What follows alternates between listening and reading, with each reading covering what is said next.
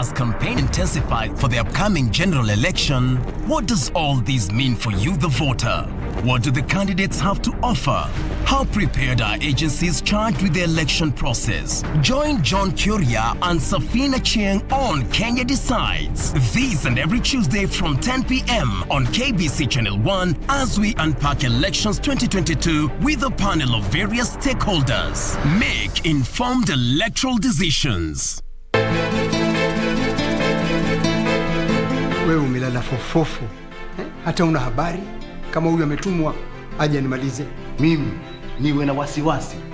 Chief Puka the Great Kahindi. Na niwe mimi kusaidia wewe mspider mwangu. Wewe una wasimu. Machozi ya samaki hayafai chochote hapa. Sikutaki kwangu. Nishakwambia. Kama anda kwa Laban, hata ni heri shopping yako mregeshe mwenye duka, manake huko pia hayuko. Umejuaje?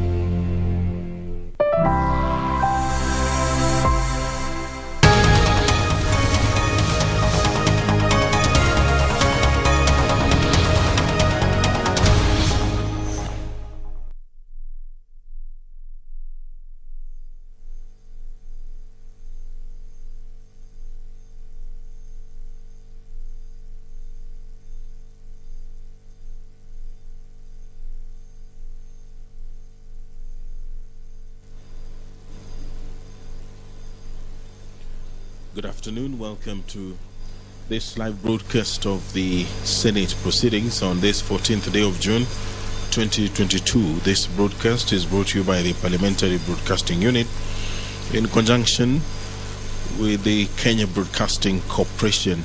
The broadcast is available on Senate TV, on KBC Channel 1, as well as YouTube, courtesy of the Parliament of Kenya YouTube channel. This afternoon, the Chairperson Standing Committee on Labour and Social Welfare will present in the Senate the report of the Standing Committee on a petition to the Senate concerning the recruitment and remuneration of early childhood development education teachers in Nyamira and Uasin Gishu counties.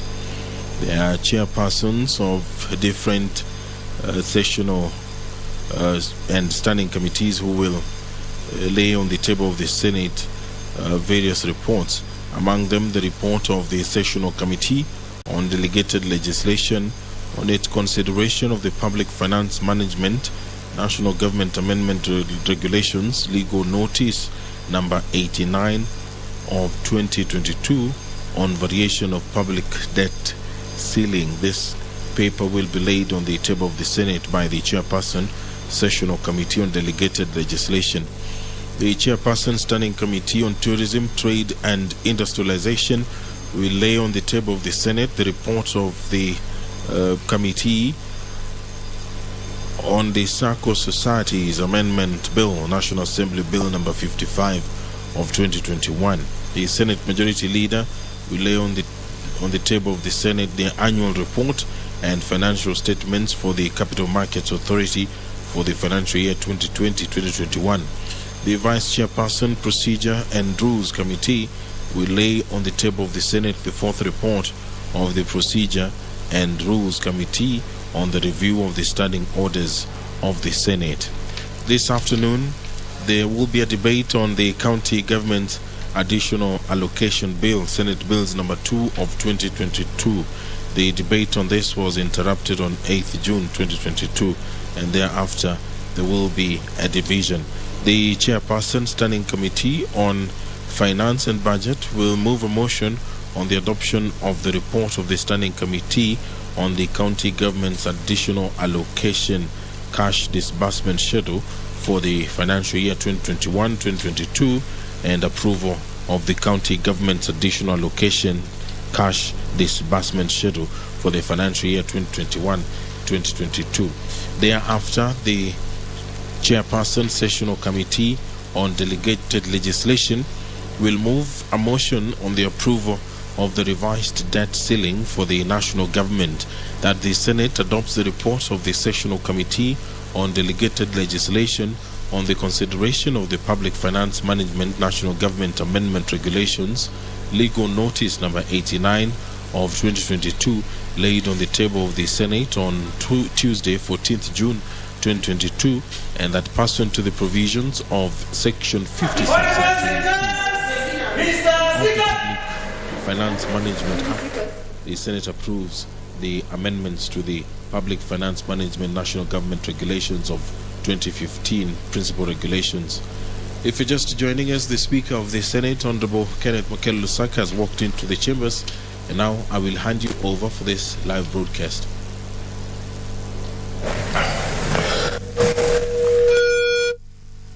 Let us pray.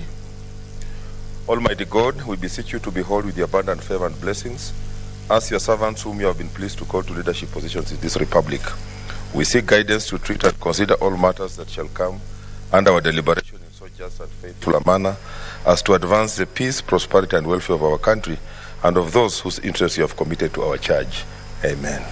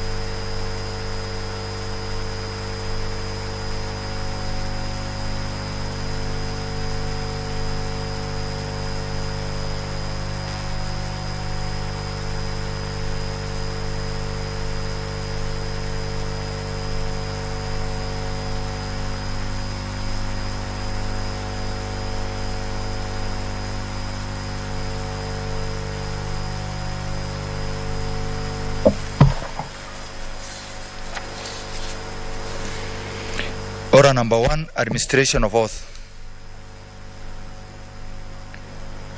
Order number 2, communication from the chair.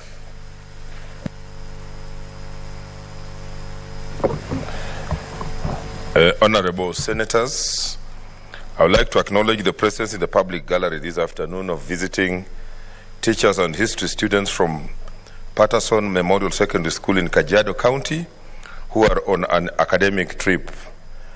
Honorable Senators, in our usual tradition of receiving and welcoming visitors to Parliament, I extend a warm welcome to them, and on behalf of the Senate and my own behalf, wish them a fruitful visit. I thank you. Senator Musuruve. Thank you, Honorable Speaker, for this opportunity you have given me to actually join you in welcoming students from Kajiado County. And indeed, this is a very opportune moment for an academic trip.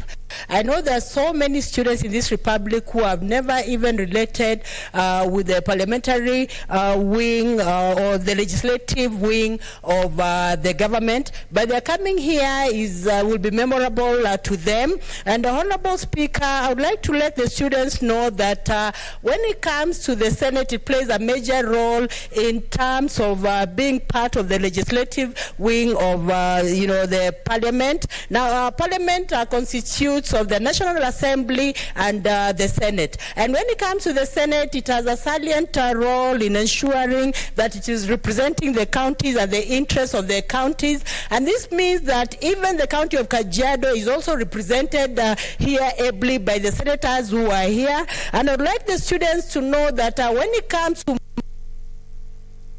whether it is legislative, whether it is personal, whether it is representation and all that, the Senate is usually very key in ensuring that the service delivery in the counties. And Honorable Speaker, I would like the students to also know that when it comes to allocation of money, the Senate plays a major role in ensuring that money is disbursed to the counties so that everyone has service delivery and so that every citizen is able to enjoy Article 43 of this Constitution that entails getting,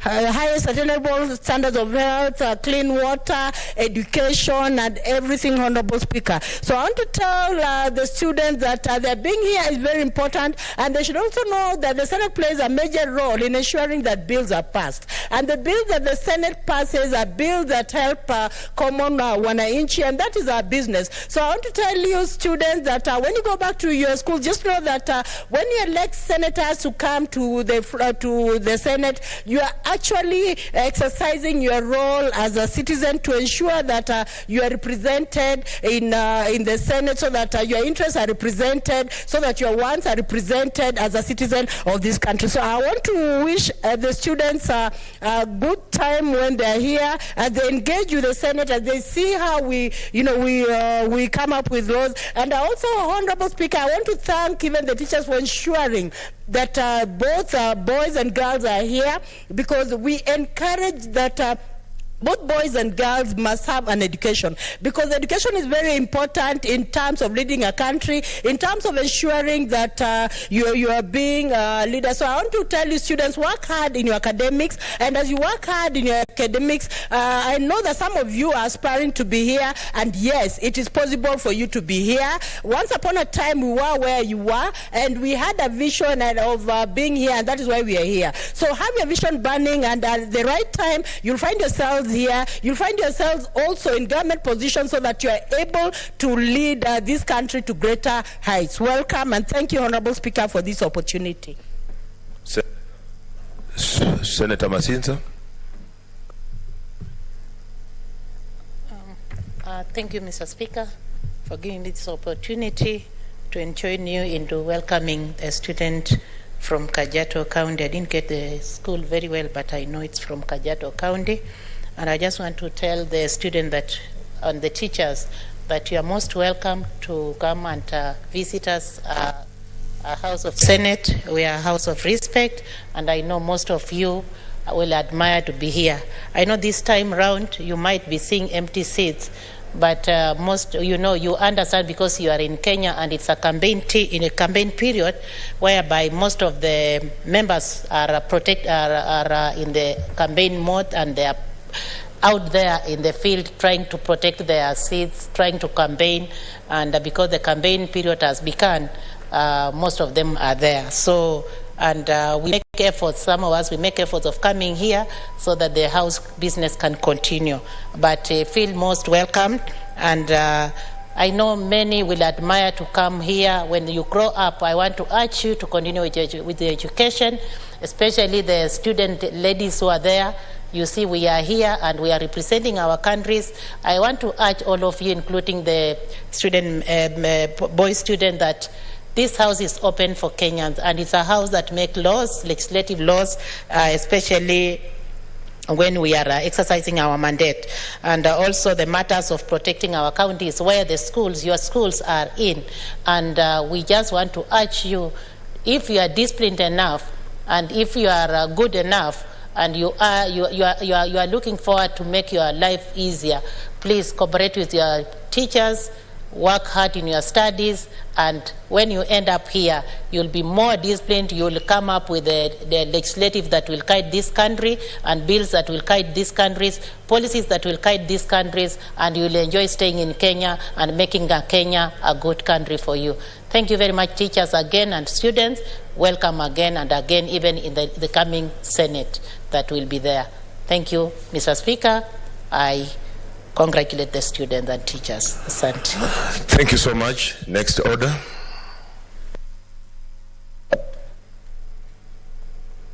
Order number 3, messages. Honorable Senators, I have a message approval of the County Allocation of Revenue Bill, Senate Bill number 1 of 2022. Honorable Senators, I wish to report to the Senate that pursuant to Standing Order number 41.3 and 4 of the Senate, I have received the following message from the Speaker of the National Assembly regarding the passage of the County Allocation of Revenue Bill, Senate Bills number 1 of 2022.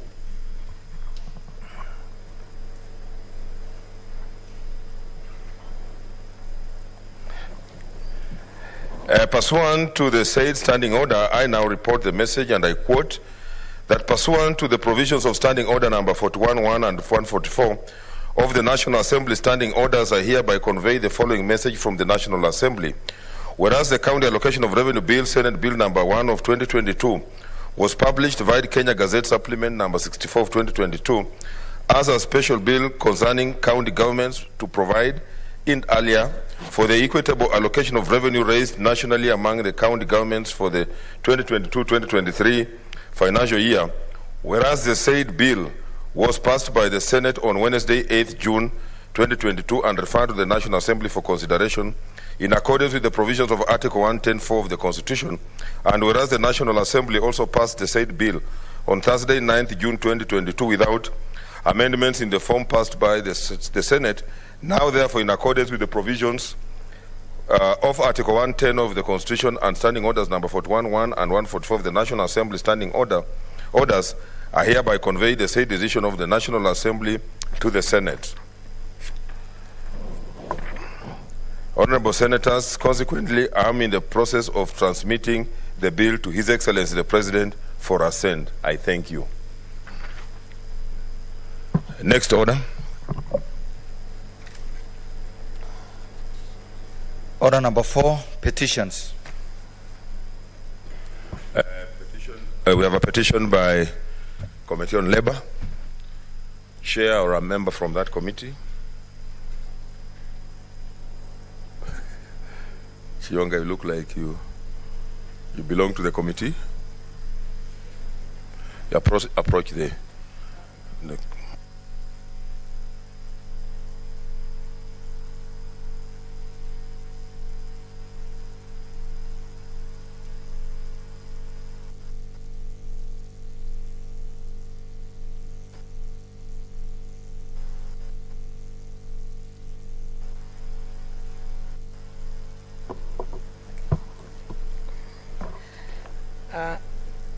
Thank you, Mr. Speaker, sir. Mr. Speaker, sir, I beg to lay the following petition report on the table of the Senate today, 14th June 2022. The report of the Standing Committee on Labor and Social Welfare on a petition to the Senate concerning the recruitment and remuneration of early childhood development education, ECDE teachers in Nyamira and Uasin Gishu counties. Thank you, Mr. Speaker, sir. On behalf of the chair, I beg to lay.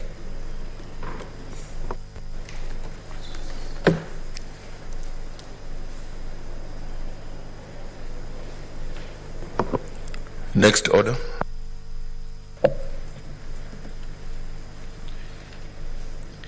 Order number 5, papers. Leader of majority.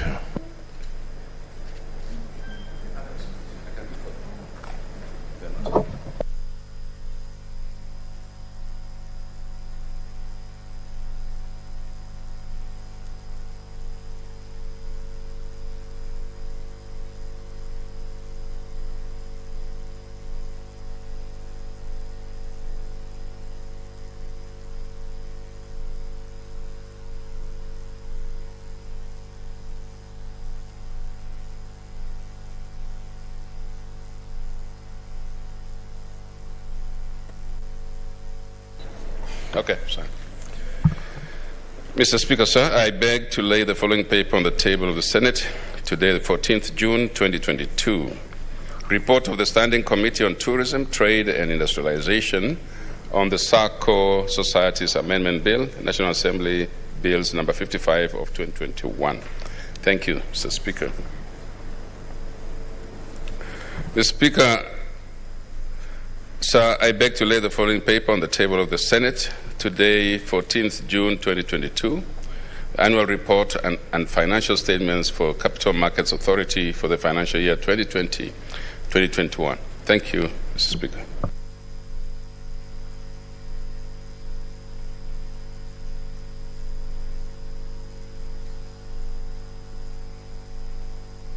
Senator Faki.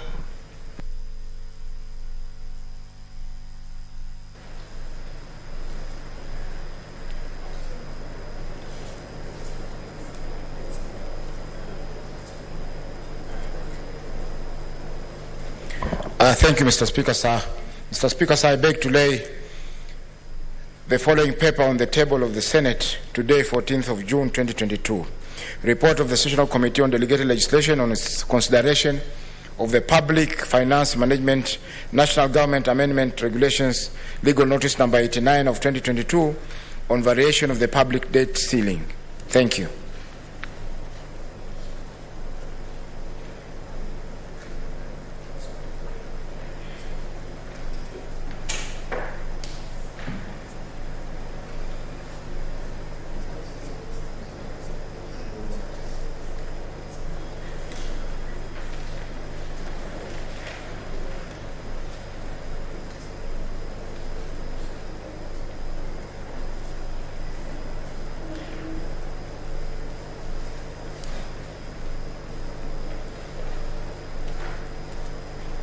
Next order.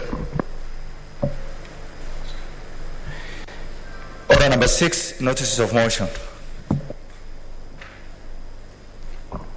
Mr. Speaker, sir, I beg to give notice that the Senate adopts the report of the Sessional Committee on Delegated Legislation on the consideration of the Public Finance Management National Government Amendment Regulations, Legal Notice number 89 of 2022, laid on the table of the House on Tuesday, 14th of June, 2022, and that pursuant to the provisions of Section 50, subsection 2 of the Public Finance Management Act, the Senate approved the amendments to the Public Finance Management National Government Regulations 2015 Principal Regulations as effected through Legal Notice number 89 of 2022, thus varying the public debt ceiling to an amount not exceeding 10 trillion Kenya shillings.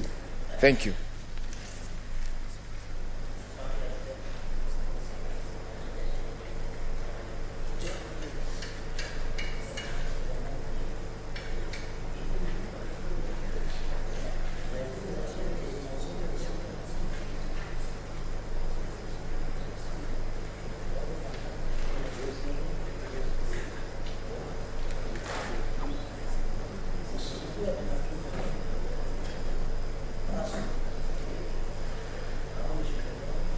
Next order. Order number 7, statements.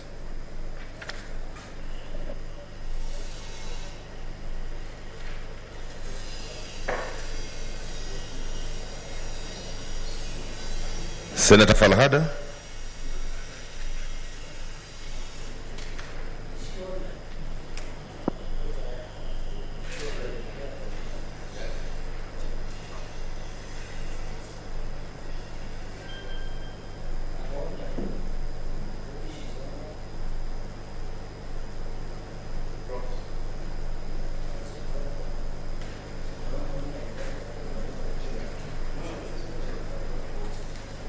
Chair, Roads and Transportation.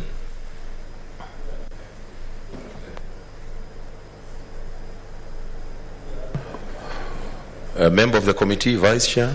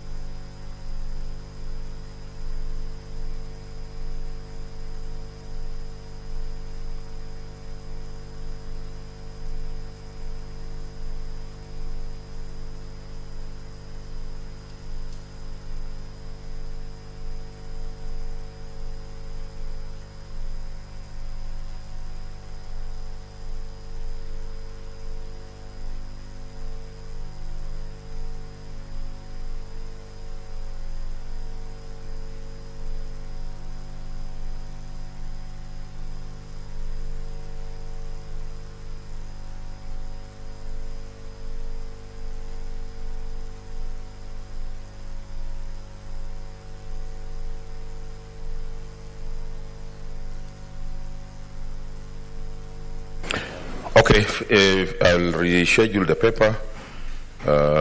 For the convenience of the House, we'll skip order number 8 and go to order number 9. Senator Faria. Order number 9, motion. Adoption of the report of the Standing Committee on Finance and Budget on the county government's additional allocations cash disbursement schedule for the financial year 2021-2022 and approval of the county government's additional allocations cash disbursement schedule for the financial year 2021-2022.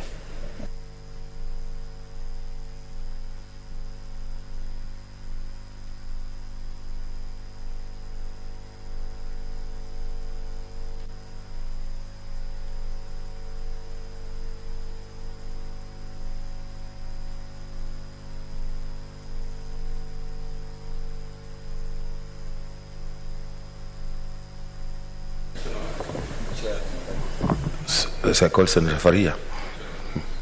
That's order number 9. Thank you, Mr. Speaker, for giving me opportunity. Pursuant to Section 17, subsection 6 and 7 of the Public Finance Management Act 2012, the county government's cash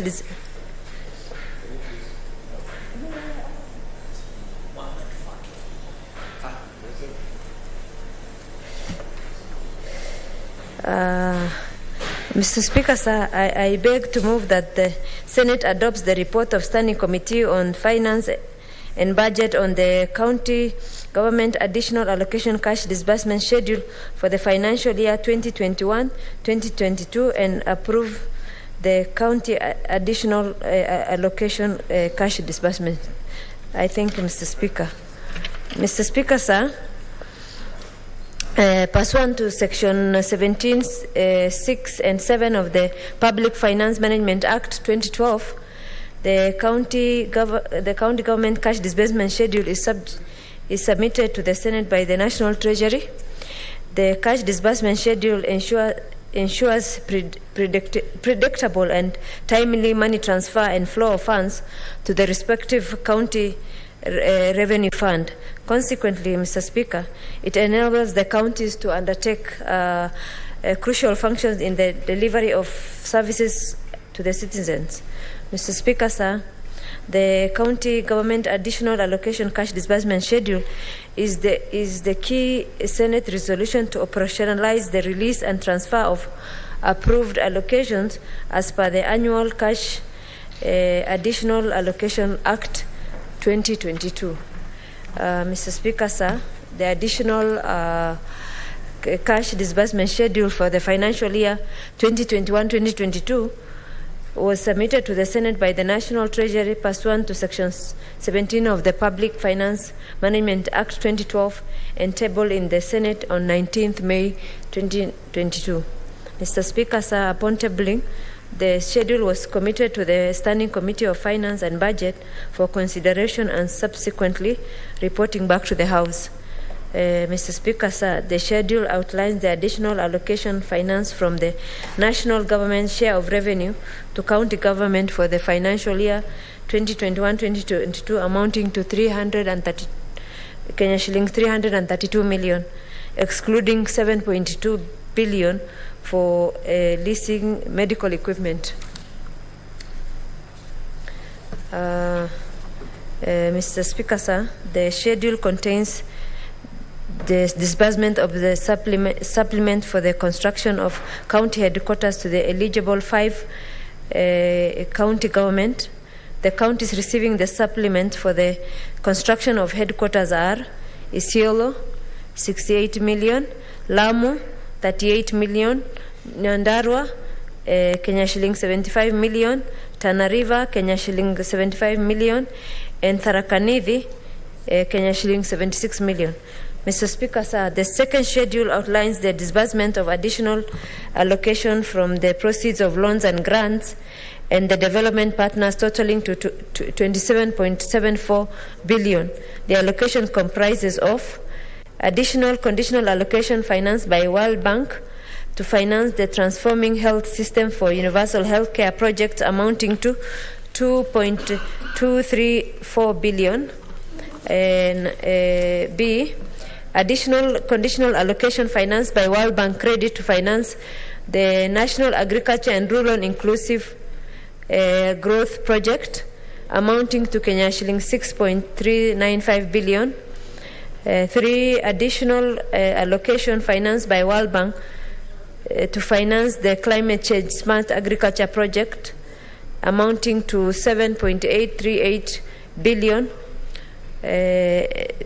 Additional allocation from European Union grant to finance instrument to devolution advice and support amounting to 230 million. Another grant, additional allocation from World Bank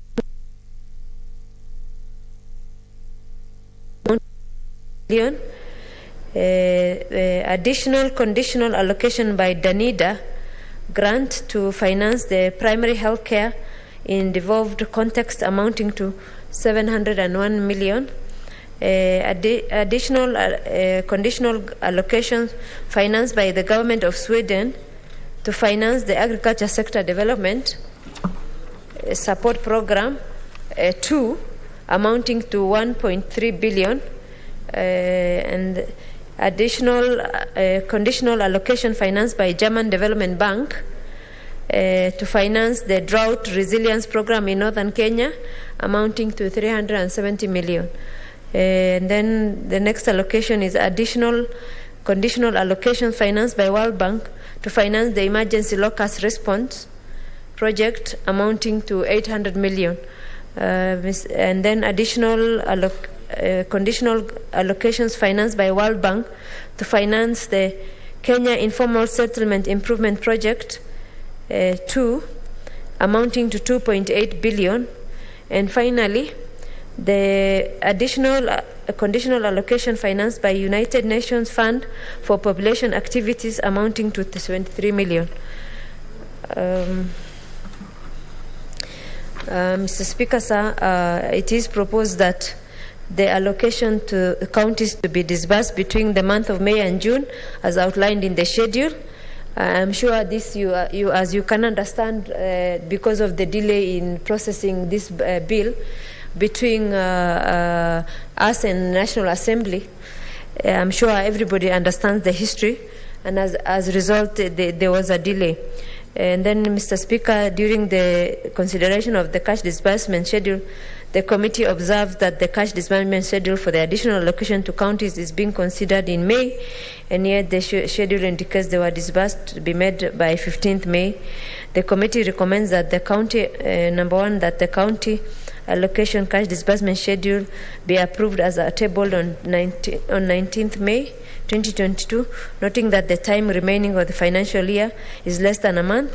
The Treasury, the National Treasury should fast-track the disbursement of exchequer issues provided in the Act. Mr. Speaker, sir, as I conclude, the committee acknowledges the contribution of the stakeholders who ensured the cash grant additional allocation Act 2022 was approved and consequently smoothly executed by the county government budget. I appreciate and thank the members of the committee for their patience, sacrifice, and commitment to the assigned task within the stipulated time. Mr. Speaker, I also wish to thank the secretariat who are always, helpful to ensure that the committees, function successfully. Mr. Speaker, I beg to move and request Senator Faki to second.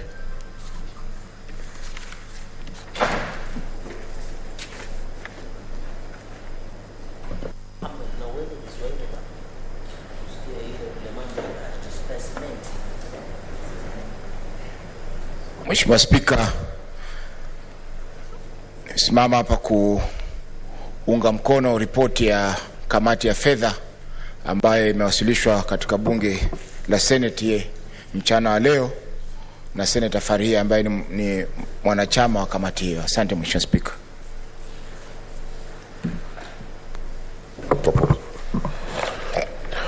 Honorable Senators, I propose a question which is that the Senate adopts the report of the Standing Committee on Finance and Budget on the County Government's Additional Allocation Cash Disbursement Schedule for the financial year 2021-2022 and approval of the County Government's Additional Allocation Cash Disbursement.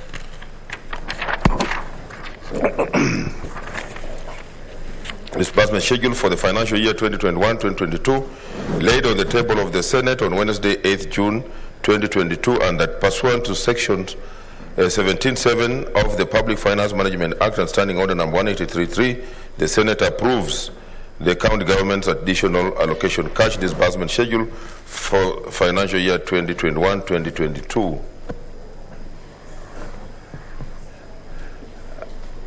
I don't see any interest. I call upon the mover to reply. Oh, Consider Chararge. I can only know there's interest when I see.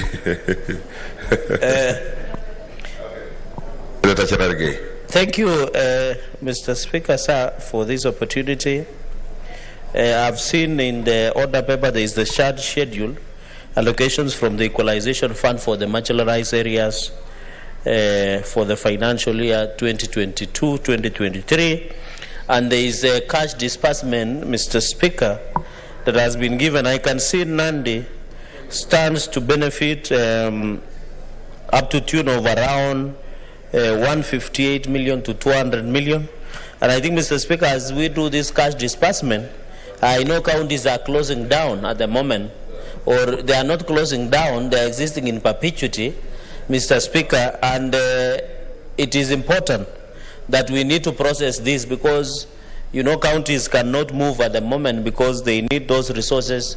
But I hope as we push for cash disbursement schedule, has been moved by our Deputy Chief Whip, is that we don't expect this money to be misused, especially at this last time. Mr. Speaker, we are aware that some governors who are incumbent and they are defending their seats, that they can go and use this money to brand county vehicles. I saw a governor who is running for senator from Northeastern branding 103 vehicles using county resources, and we were shocked as a country, Mr. Speaker.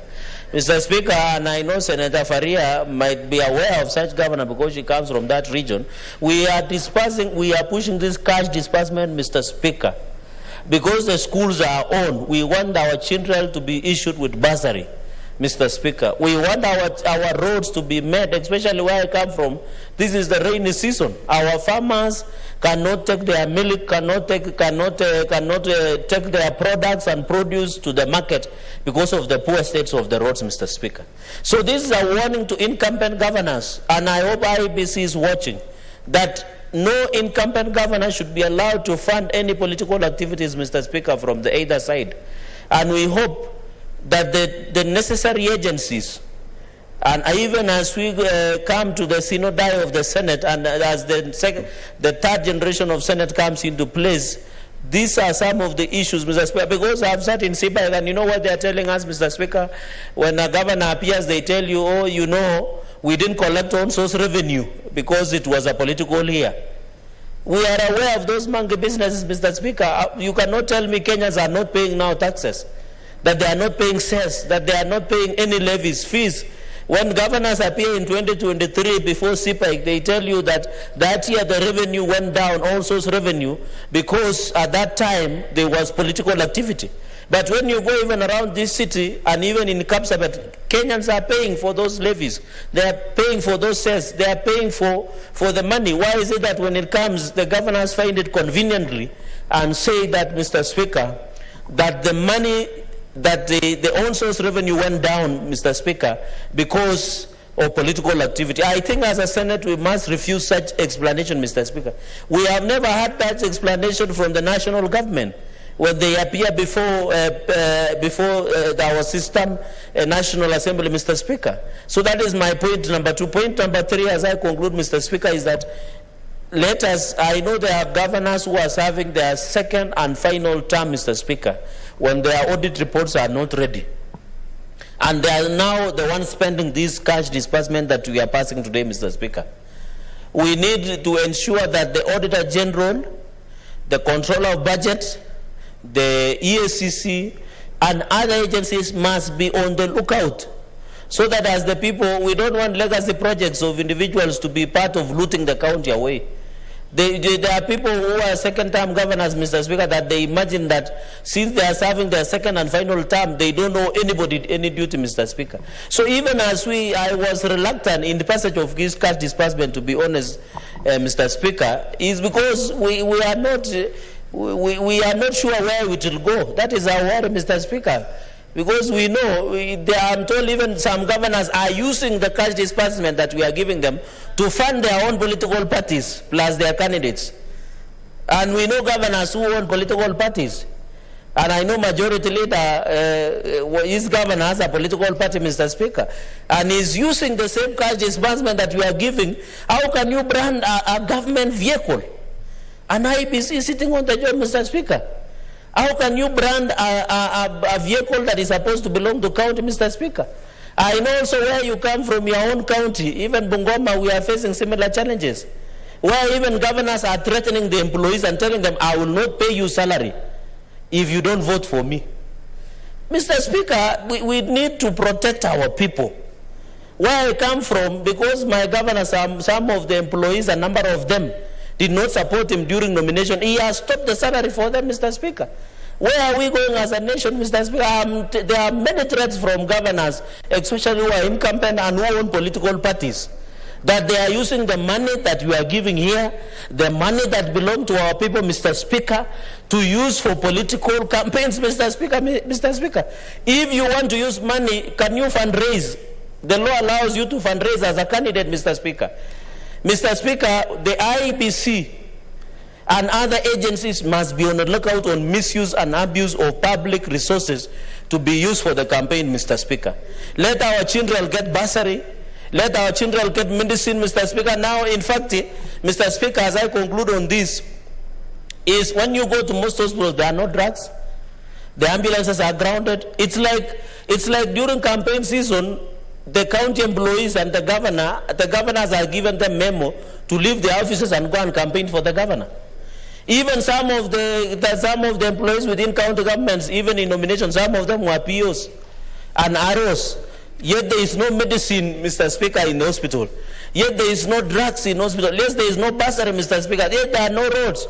And somebody somewhere is using resources, Mr. Speaker. They must be flagged out, because by the time you take a county vehicle, put the fuel card, Mr. Speaker, at the petrol station, and use that vehicle to campaign. Mr. Speaker, when I saw that governor from Northeastern, Mr. Speaker, branding 103 vehicles, including that belong to the county assembly, Mr. Speaker, we cannot sit and allow this to happen. And if IBC was functional and DCI, they should have ensured that such governors must be held accountable and even be removed from running for any office, Mr. Speaker. Because I can see here in Milimani, Mr. Speaker, as I conclude, the people that the IBC have refused them to run, some of them are being accused for misusing and abusing the county resources, Mr. Speaker. So I want to really appeal, Mr. Speaker, even as we go and as politicians who hold offices, if you have any government vehicle, you are exposed to government resources, Mr. Speaker, kindly, you might find it conveniently to use those county resources now, and even national resources. But I owe unto you from 10 August, Mr. Speaker, and you know the Article 2265, Mr. Speaker, of the Constitution brings what we call personal liability. I want also to challenge my colleagues in leadership that even as you have those offices and vehicles that belong to the Senate and the Parliament of Kenya, be careful, don't use it in campaigns, because you might use it conveniently now, but you will be accountable in future.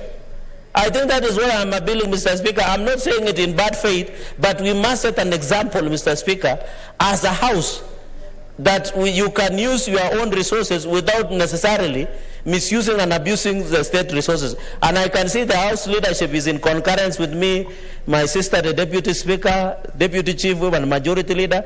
Everybody is in concurrence that let us not abuse and misuse the public resources. And I hope it goes to the government officials, it goes also to the governors and people who hold offices in this republic, executive offices that we have, Mr. Speaker. I thank you very much, and I will think about it, about this motion, Mr. Speaker, because it is half-hearted, because I don't know this money can be used to finish some of us politically, and yet we are busy, Mr. Speaker. That's the worst. Nowadays, Mr. Speaker, you pass the money, when you go to the village, they have hired hecklers to heckle you. So it is also sad. I am sad. I don't know, unless Majority Leader will convince me otherwise. I thank you, Mr. Speaker. Majority Leader, you may use this time to convince your neighbor. Mr. Speaker, I want to thank you for the opportunity, not just to respond to my neighbor, but to contribute to the debate on the additional allocations cash disbursement schedule for the financial year 2021-2022. I want to thank Senator Farhia, who has ably moved it, and Senator Faki for seconding. And Mr. Speaker, I just wanted to assure our colleagues that this is a very important document, a very important bill for us to be able to send monies to our counties, monies which are not part of the CARA. These are additional monies. These are conditional grants. These are grants from other sources, and they are good for the county. The good thing, which I think Senator Cherarke could probably think about, is that these have specific functions, and they are sent to do specific functions. For example, Mr. Speaker, some of those counties who have county headquarters to build, like Isiolo, Lamu, Nyandarua, Tana River, Tharaka Nithi, Mr. Speaker, those monies are specifically for building county headquarters. Specifically, Mr. Speaker, we also need to realize that the equalization fund has specific functions, because equalization funds, the Speaker, will go directly to the areas of operation. Even within the county, they will go down to sublocations where they are required. And so, Mr. Speaker, I do suggest that we approve this particular bill. Let's approve this document, this report, Mr. Speaker, and give it priority, because the monies are overdue, Mr. Speaker. Mr. Speaker, I just wanted to allay fears about the governors. I want to allay the fears, Mr. Speaker, and suggest that maybe those governors who are waiting to use these monies for elections and so on, Mr. Speaker, will not get the opportunity to do so, partly because, Mr. Speaker, processes take time, elections are coming, and everybody now is careful, Mr. Speaker. And so I hope that they will not be able to access the funds for their own. And I think, and I agree with the senator who has said the constitutional organs of this country, including IEBC, need to be on the lookout for any of this business that some of them are waiting for.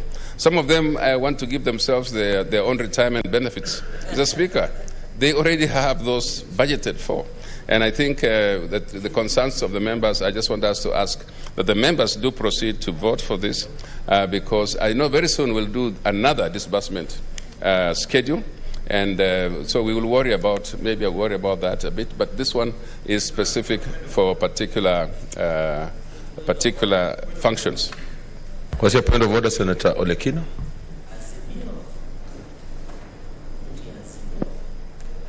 Mr. Speaker, thank you. Mr. Speaker, I'm a stickler to details, and I'm looking at what has been presented to us to be able to debate here, and I'm not seeing a schedule that shows the amount of money which is supposed to be going to counties. Now, when I look at, Charalge, if you listen, maybe you'll learn something. I don't just stand up for the sake of it. If you look at the supplementary order paper, Mr. Speaker, when on page 1332, there's a schedule which is listed there. And in this schedule, which is listed there, I have never seen, Mr. Speaker, where we talk about, we give a title, and it says conditional allocation to county governments from national government revenue in financial year 2022-2023. Now, first of all, Mr. Speaker, that title is misleading, because that title for that bill was changed.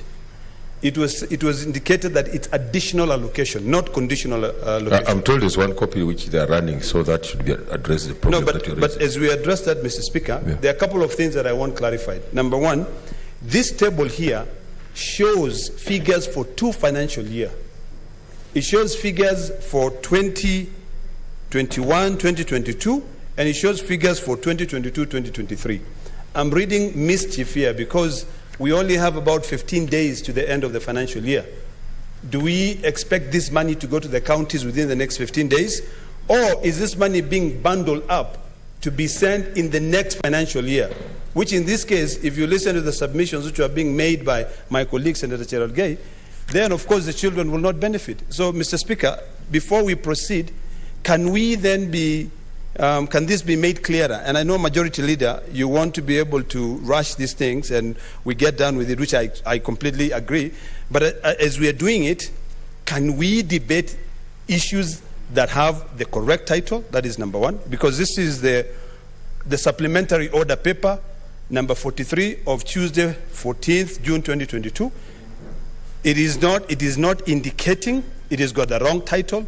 So before we proceed on, Mr. Speaker, on this debate, can we correct that? Can the Majority Leader, who is the mover of this, clarify this? Or, we need to know, because here I'm seeing the amount of money which is supposed to go to Narok and Kajiado is a certain amount, but it's how sure am I that this money will go during this financial year, or it will be bundled up for the next financial year? So, Mr. Speaker, before we proceed further, if that can be clarified, I'd be very happy. Thank you, Mr. Speaker. No, I think what you are raising is different. No, just a minute.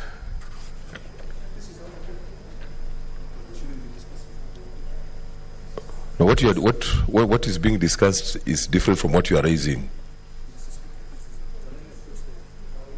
Okay, yes, okay, come.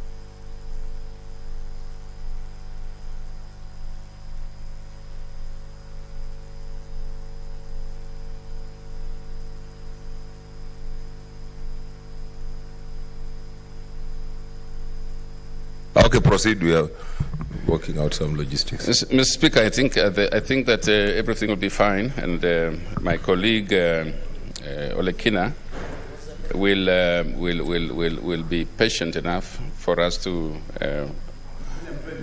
give him, be patient enough for him to get the right information. I'm only saying he should be patient enough. He doesn't look very patient at the moment. Mr. Speaker, let me just proceed and say I was busy congratulating and saying these funds, when they come, these funds, of course, it's disconcerting, Mr. Speaker, to know, as has been raised, and I don't know how much of that is correct, Mr. Speaker, that some of the governors are using resources which are county resources at this moment for campaigning. And Mr. Speaker, if they are doing that, again, there are many constitutional officers and organs who are watching. And I'm sure, Mr. Speaker, that they will be able to reach out and deal with those governors. I know already they're watching members of Parliament very, very closely, Mr. Speaker. So they should watch everybody, including the governors, very, very carefully. But what's your point of order, Senator Shionga?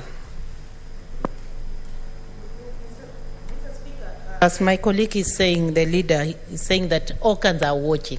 For how long are these organs working, and for how long have they been watching when these funds are being destroyed, taken, misused, and Kenyans are suffering. Please, let us, if those organs are useless, let us just say they're useless and they're working in a more useless way, because they have been working. Order, Senator Shionga. You know, it is so sad. It is sad. Honorable Senators, I think we are engaging in allegations that have no basis. So let's not discuss, because we don't have any evidence that any governor has used money, county government money to campaign. So why are we escalating something that we don't have evidence on? Mr. Speaker, everyone is going to have their chance to speak to this particular report, Mr. Speaker. And Mr. Speaker, let me just assure the Honourable Senator that if you like to make a contribution, just make a contribution, because there was nothing out of order in my presentation in that case. Mr. Speaker, let me allay the fears, because the financial year is coming to an end, and that's what I was saying, Mr. Speaker. Financial year is coming to an end in a few days. And therefore, those who fear that this money will be misused, Mr. Speaker, have to realize there will be no money disbursed after the financial year is gone. So we are hoping that money, all of it, if they are for one financial year or two, they will all be safe. It will all be safe, and then it will be used properly when you are either governor or senator in the next dispensation. And so I do support, Mr. Speaker, and ask members that we actually vote for this particular document, support it, so that monies can be disbursed for additional allocations. Thank you, Mr. Speaker. Senator Olekina, are you comfortable, or you want to read the document? I give somebody else, then you come when you have read? Okay. Mr. Speaker, thank you for this opportunity. And from the onset, I'd like to support this motion on the adoption of the report on the Standing Committee on Finance and Budget on the County Government Additional Allocation Cash Disbursement Schedule for the financial year 2021-2022.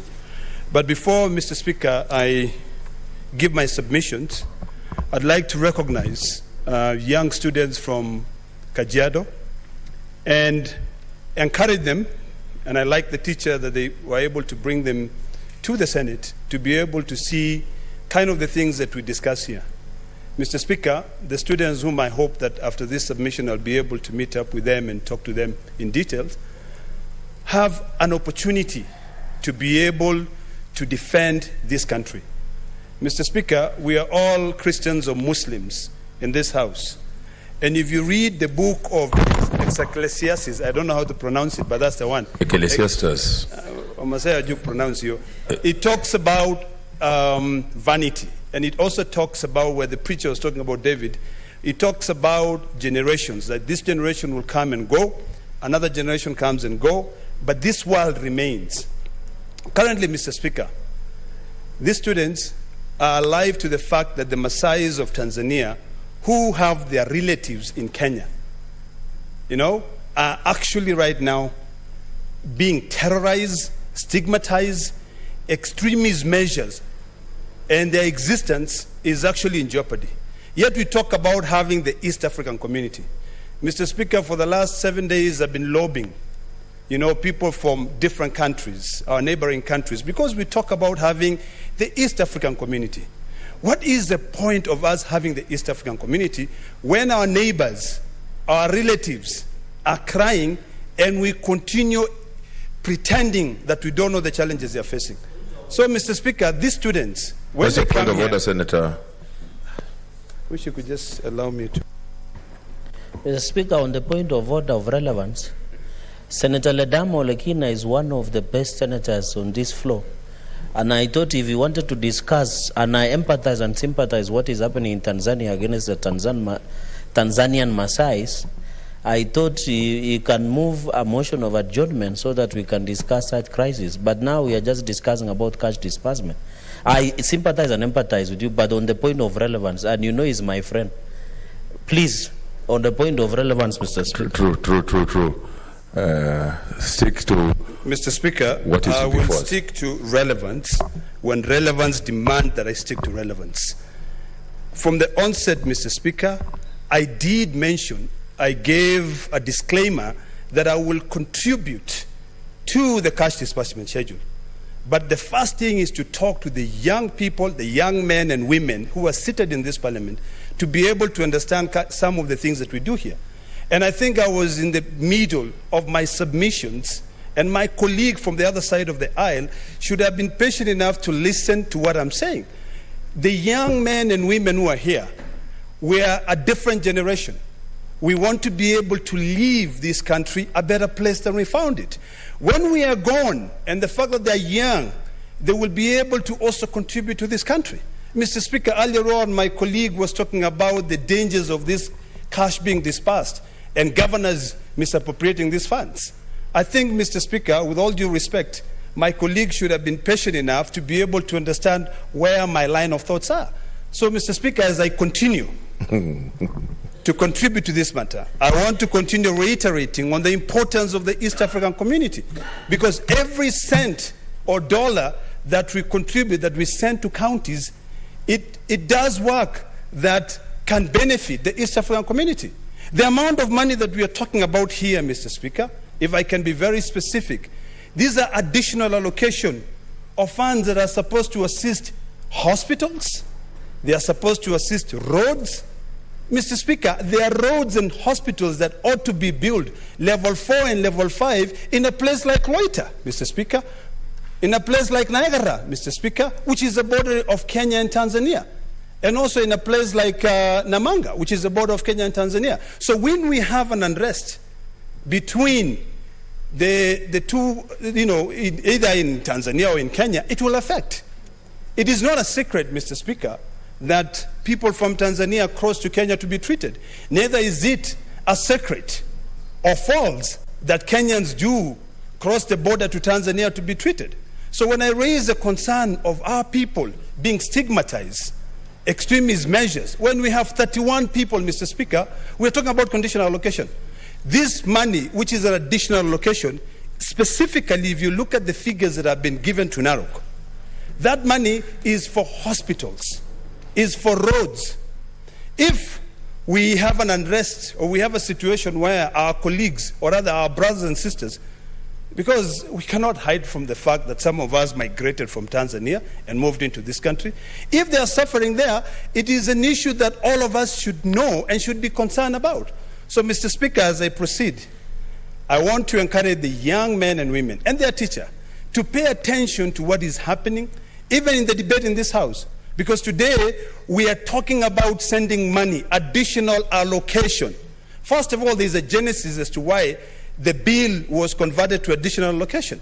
And I think my good friend from the other side of the aisle would benefit when I tell him that when it was conditional grants, the county government was saying that the Senate does not have any mandate to be able to oversight on that money.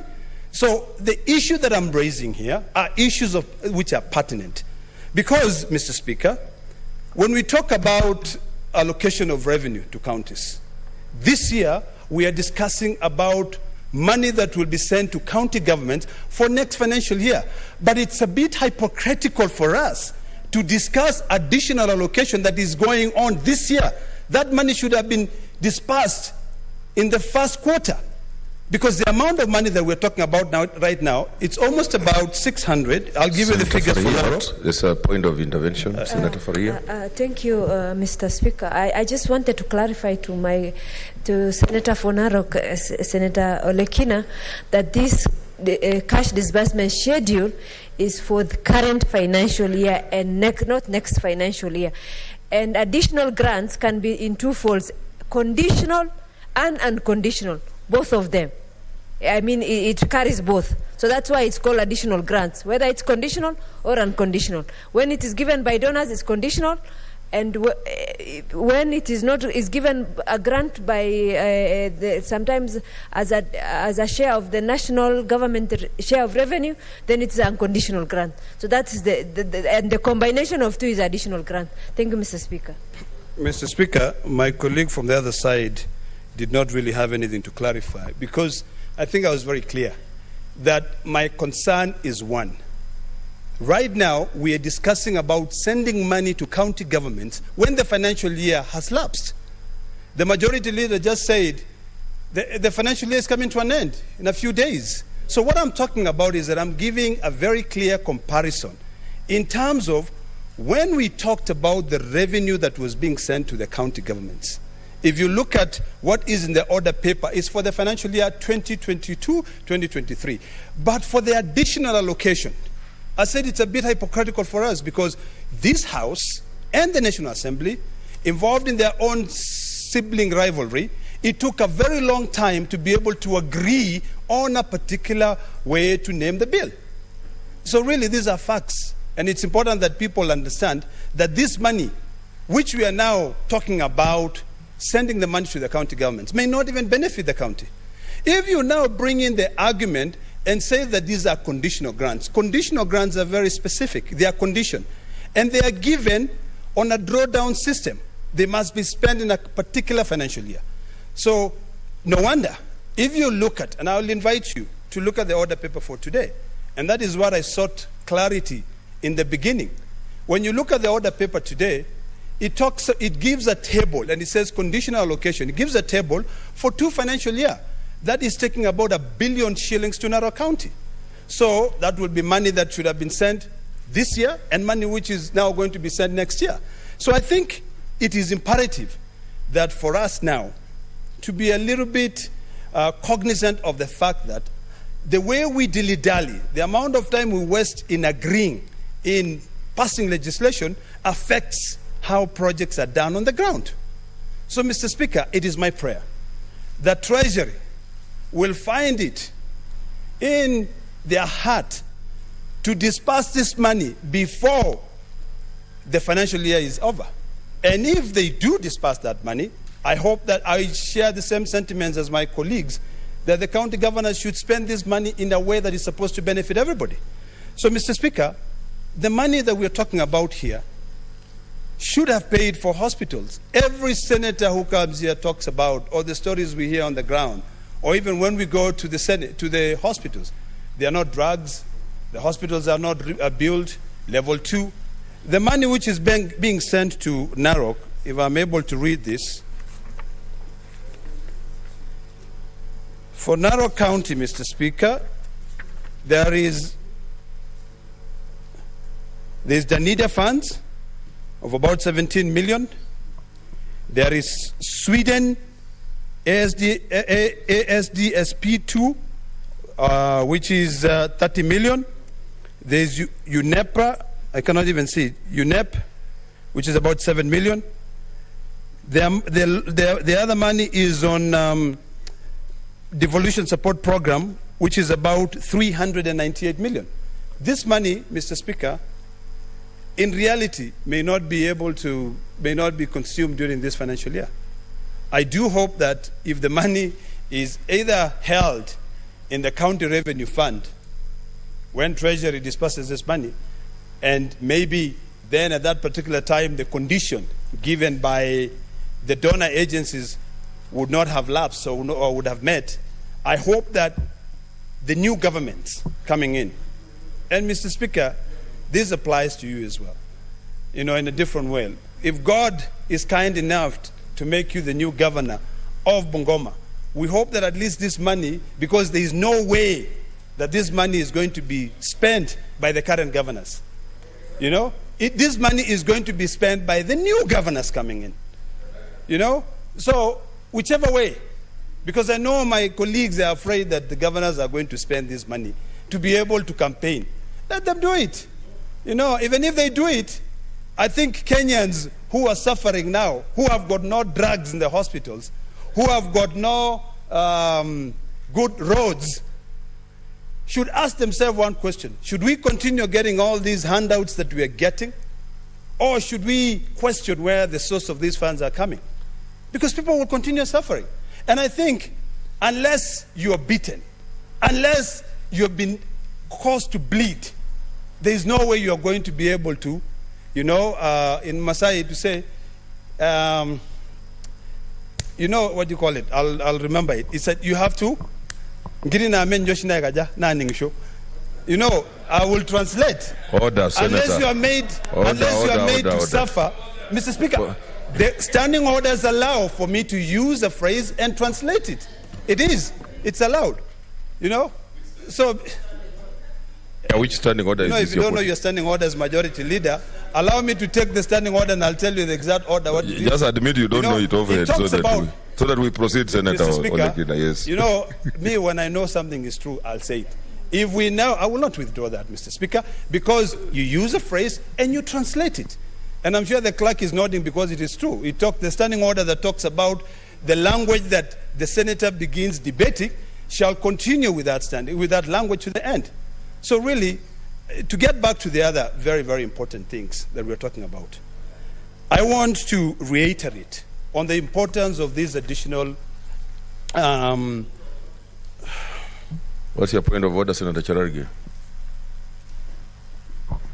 Under standing order, under standing order 87, Mr. Speaker, it says all proceedings of the Senate shall be conducted in Kiswahili, English, or in Kenyan Sign Language. Sub-article 2, Mr. Speaker, sir, as senator, and I think Senator Ledama should be listening carefully, because we don't want him to come as a second-term senator and these things escape from him. It says, a senator who begins a speech in any of the languages provided for under paragraph 1 shall continue in the same language until the conclusion of the senator's speech. So, Mr. Speaker, I request that Senator Ledama Olekina withdraws that phrase and apologizes to the House because it contravenes standing order number 87, Mr. Speaker. He cannot mislead the nation and the House, and more so his students from his county, by telling them that you can say in this language, then you switch, and then you translate. It does not exist in the standing orders, Mr. Speaker. Mr. Senator, Speaker, which standing order are you quoting? Mr. Speaker, this House is a House that relies on record. It is a House that precedents are set. I have sat here, Mr. Speaker, when the other distinguished senators have used the phrase and translated it. Is it a standing order? It is in the standing order. Which one? If you cannot read it, you can actually be able. If you give me a few minutes, I'll be able to. Give me 24 hours. Give me 24 hours, and I'll come back with it. But what I was saying is that in the Maasai we have a saying that says "Meningishon girinde meme," which means that is the word what I said, which means, Mr. Speaker, that unless you inflicted some wounds and pains, you will never listen. So Kenyans out there ought to make the right decision. We are sending a lot of money. Mr. Speaker, look at this Senate today. The people who are here and also the people who are online are people, they are pastoralists who want money to be sent to them. You know, we have, I'm glad we have Cherargei here. We have pastoralists who are here, and I'm one of them, of course. And we want money to be sent for our hospital. And also we have the people from the coast region, which they are also our brothers. You know, we want them to be able to get this money. The blue economy, that's a blue economy that's different. So, to be able to summarize my submissions, Mr. Speaker, I do hope that Treasury will be able to expedite, because this is not a bill that needs to go back to the National Assembly. This is something that goes straight to the President to be ascended to. This money can really help. And if this money is not dispersed this year, Mr. Speaker, sir, we've got colleagues here who are running to become governors. You know, Dr. Ali, we wish you all the best. The Speaker, we wish you all the best. When you get there, use the money wisely. Finally, I just want to still call upon all the presidents of the East African community to not to give a blind eye in what is happening in Tanzania right now with the Maasais. That is something that will continue entrenching colonial tendencies into this country. And we cannot allow. We have got to respect communities. We've got to ensure that even if I have land and you don't have. Senator, you know, Senator, this is something very painful. Senator, thank you, Mr. Speaker. Senator, we empathize and sympathize with our brothers there. But let's, like you said, Ecclesiastes, there's time for everything. No, because you are being irrelevant, Honorable Senator Olekina, with due respect. You don't have to finish, because it is not. You are being irrelevant as per our standing orders. Senator Musurve, your time is up, Senator Olekina. Thank you, Honorable Speaker, for this opportunity. And I must confess that when Senator Olekina was speaking on the floor of this House, I actually got confused because I thought we were looking at the motion that Senator Faria brought on the floor of this House, is it? And it was very clear that the money was to be disbursed to 5 counties, that is Isiolo, Lamu, Nyandarua, Tana River, and Tharaka Nithi. That is what I heard the Senator. And one more. Yes, so the counties were very specific. It was not the 47 counties. And it was the 47 what's your counties. point of intervention, Senator Cherargei? Honorable Speaker, I think there's something Senator Faria wants to explain. Is on the floor. It's a point of order. Just, Mr. Speaker, so that you know what Senator Ledama has done is not good for the Senate. And it is important that we set the record straight. Because when you look at our standing orders, because we don't want to run afoul with our neighboring countries, when you look at standing order number 96, it talks about the content of speeches. Neither the personal conduct of the president, nor the conduct of the speaker or any judge, nor the judicial conduct of any other person performing judicial functions, nor any other conduct of the head of state or government. We are discussing the Tanzanian government and the representative in Kenya or any of friendly country, or the conduct of the holder of an office whose removal from such is dependent on decision of the Senate shall be referred to adversely, except upon specific substantive motion of which at least 3 days notice has been given. So I think so that I know the Tanzanian government is watching, and in our relationship for you serving as a senior civil servant in this republic, it is not fair to discuss the issues of another country before this floor, before there is a proper motion. And therefore it is important that we set the record straight, Mr. Speaker, so that our Tanzanian brothers and sisters do not imagine that the Senate of the Republic of Kenya were in any way having a discussion on the situation in Tanzania without a proper motion before this House, Mr. Speaker. So I really wanted to underscore your ruling and support what you have just indicated, that the standing orders of the Senate has provided a clear and crystal clear processes on which we empathize and sympathize what is happening with the Maasais of Tanzania, but there is a proper channel on how those issues can be handled and it be discussed at a different level, Mr. Speaker. So I wish Senator Ledama will take the answer and not go that direction. No, I think it's been overtaken by events. It was something he mentioned in passing and I stopped him. So I think let's proceed. There's a point of order, Senator Ali. The same light, Senator Cherargei should not have discussed that when the senator concerned has already left. So he's also out of order in that sense. I think let's proceed. Let's use our time more. We have only 3 days to go. Let's use it in a more productive way. Senator Musuruve. Thank you, Honorable Speaker.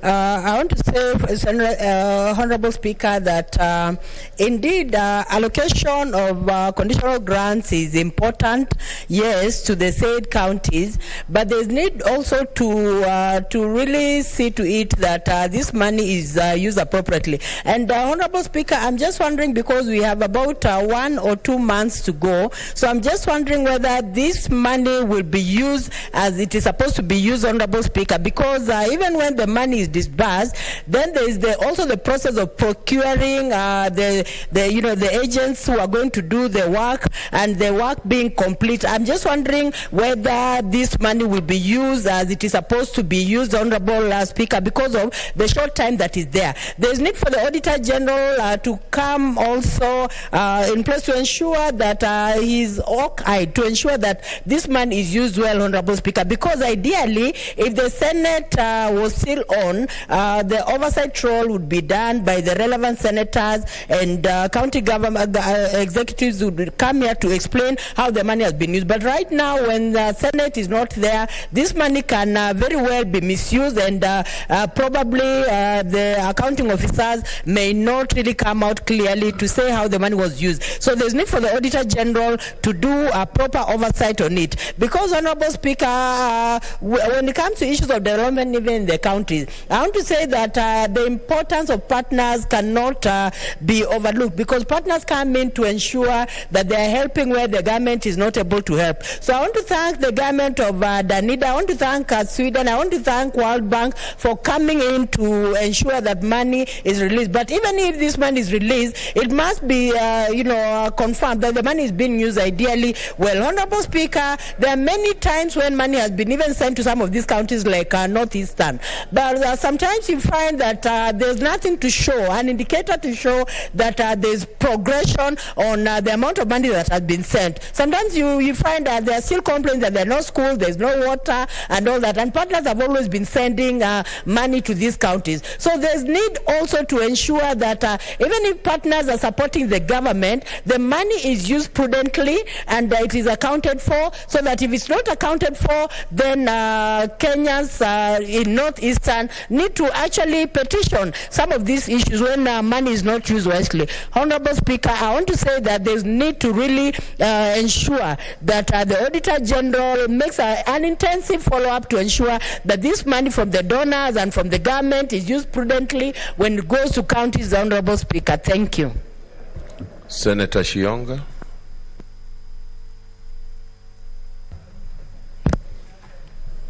Thank you, Mr. Speaker, for allowing me to support this motion or adoption of the report on the approval of the county government fund.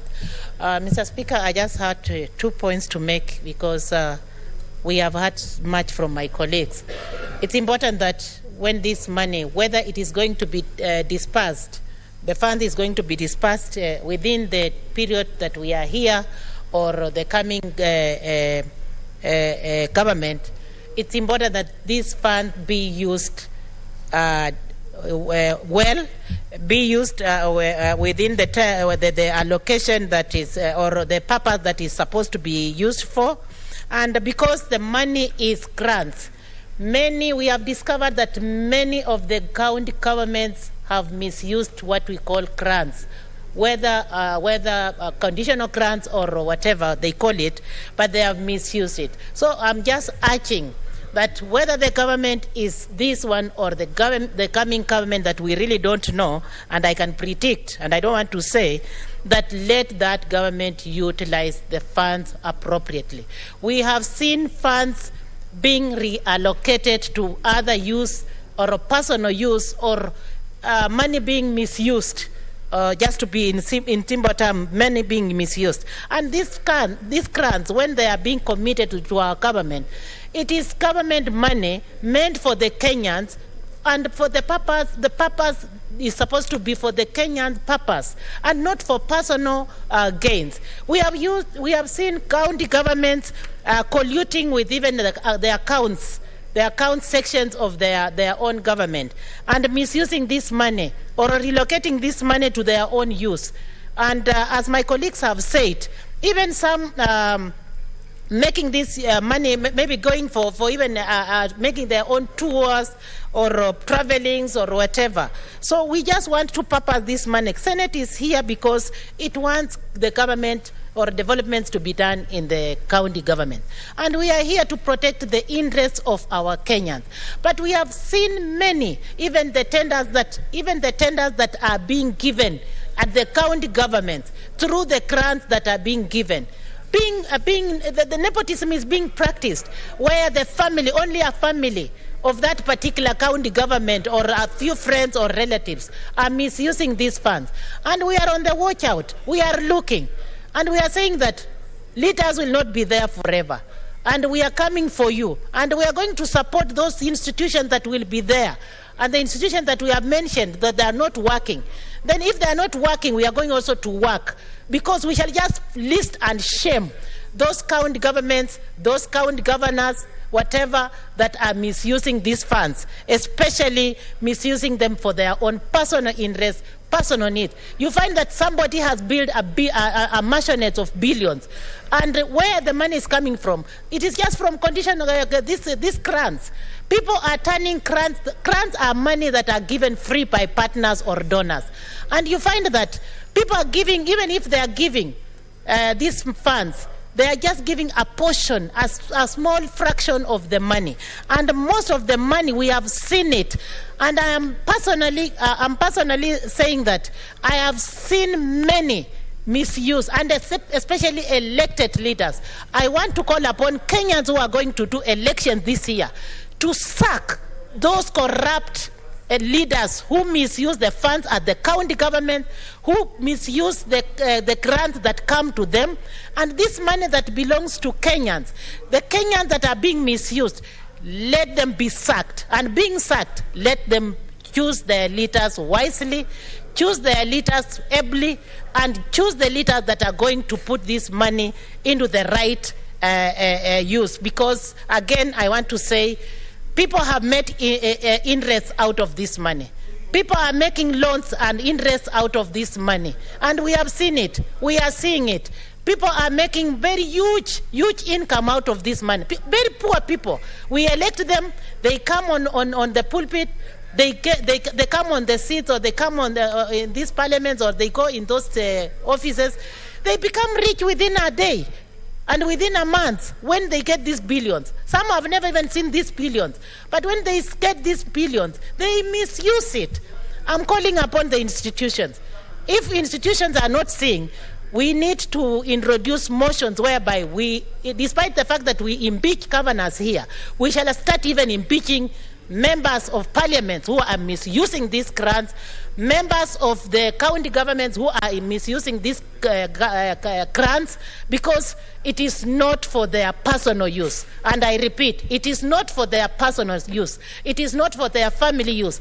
This money, when a partner identifies a problems, when a partner identifies any issue at the county, that is when they allocate these funds.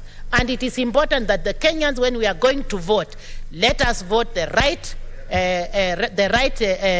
leaders who will make use of this money, so that these funds get right to the person who needs to use it in the right way, for the right people, for the right purpose. Thank you, Madam Speaker, and I support. Senator Langat Christopher. Okay, thank you, Madam Speaker, for also giving me this chance to support this particular motion on the county government additional allocation of the fund. And I want to say, Madam Speaker, that if you visit our counties today, you can't believe. There are so many challenges affecting our counties, especially the pending bills and the lack of drugs in the hospitals. Though the greatest challenge is that even when there was funds in our counties, I was surprised when I was sitting in the CPI committee that pending bills have not been paid by the county governments right from 2017, 2016. So in as much as we would like to support these particular more allocations to our counties, we still have a lot of problems in our counties. And even I'm worried at this particular time of campaign that some malicious governors might end up even misusing these particular funds. Otherwise, I want to say that our counties are in their need for these particular funds, Madam Speaker, more so especially this particular time when there are a lot of challenges in our counties. There are some counties with a lot of challenges again, especially some have got no food at this particular time. If you go to those particular semi-arid region, county governments are lacking a lot of food and people are facing a lot of challenges. So I want to support it and also say that it is high time for this particular Senate that we debate strongly on the section of the oversight.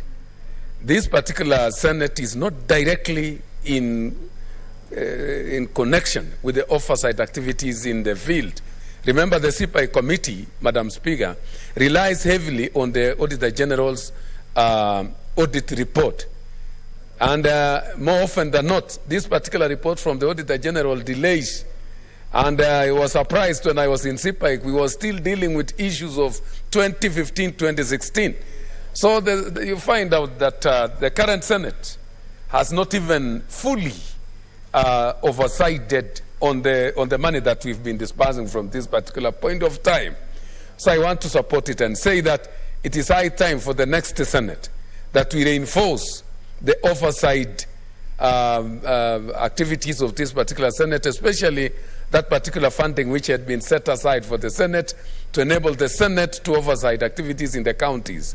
That should be reinforced. I was also thinking that we spend much of our time in the Senate, unlike I was seeing the Senate of the Germany. They spend only maybe some few days in the Senate, but most of the time they are in the field, taking the oversight activities of their counties. I do think that most of the time we are here, and our work as the senators has become more theoretical than practical. And you find that the people in the village have understood that we are the agents of the oversight. And even during campaigns, when we were going around, they were able to show us several projects that have never been completed by the counties. So I want to say that in as much as we are supporting the dispersion of this particular money to our counties, governors should be prudent in making sure that they use this particular money not to support their campaigns at this particular moment, but to make sure that they clear the pending bills, make sure that they complete the projects that have not been completed. I support this particular motion, Madam Speaker. Thank you.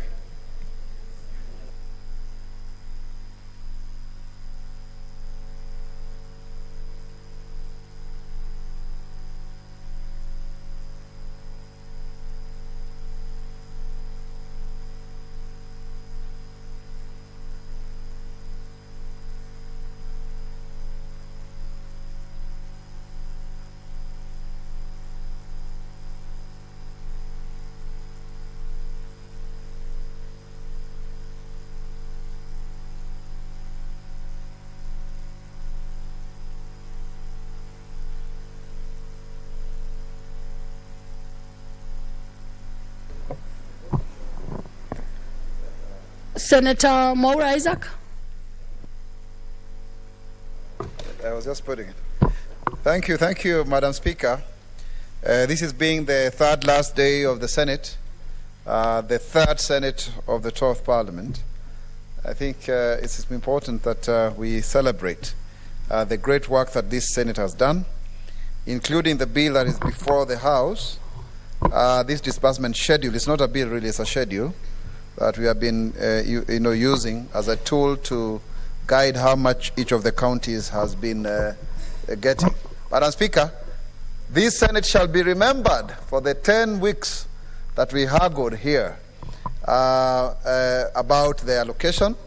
It was a very interesting moment because even my good friend Senator Farhia and I, who are in the Committee on Budget, there were some casualties there.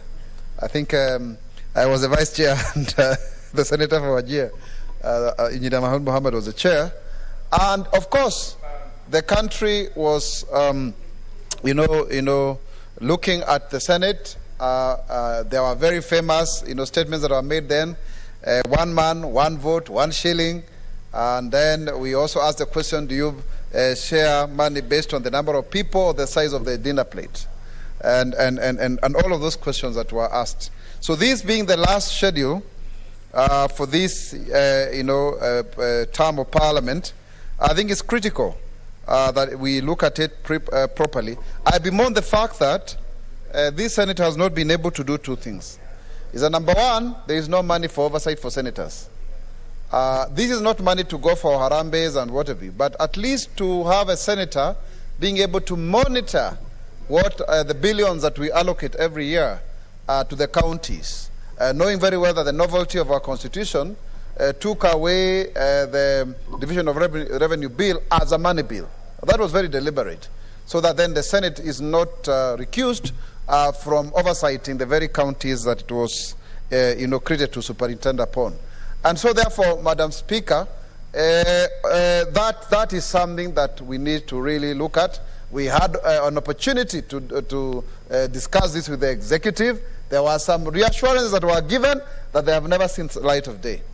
The elephant in the room is that members of the National Assembly have always feared that if senators were to be given money for oversight, they would be too powerful as to threaten their very hegemony that has existed since 1963.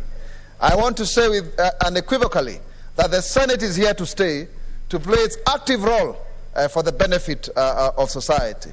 And counties are the new frontiers for development, and therefore any move towards strengthening the very oversight that ensures that people get service delivery can only be welcome, if not already late.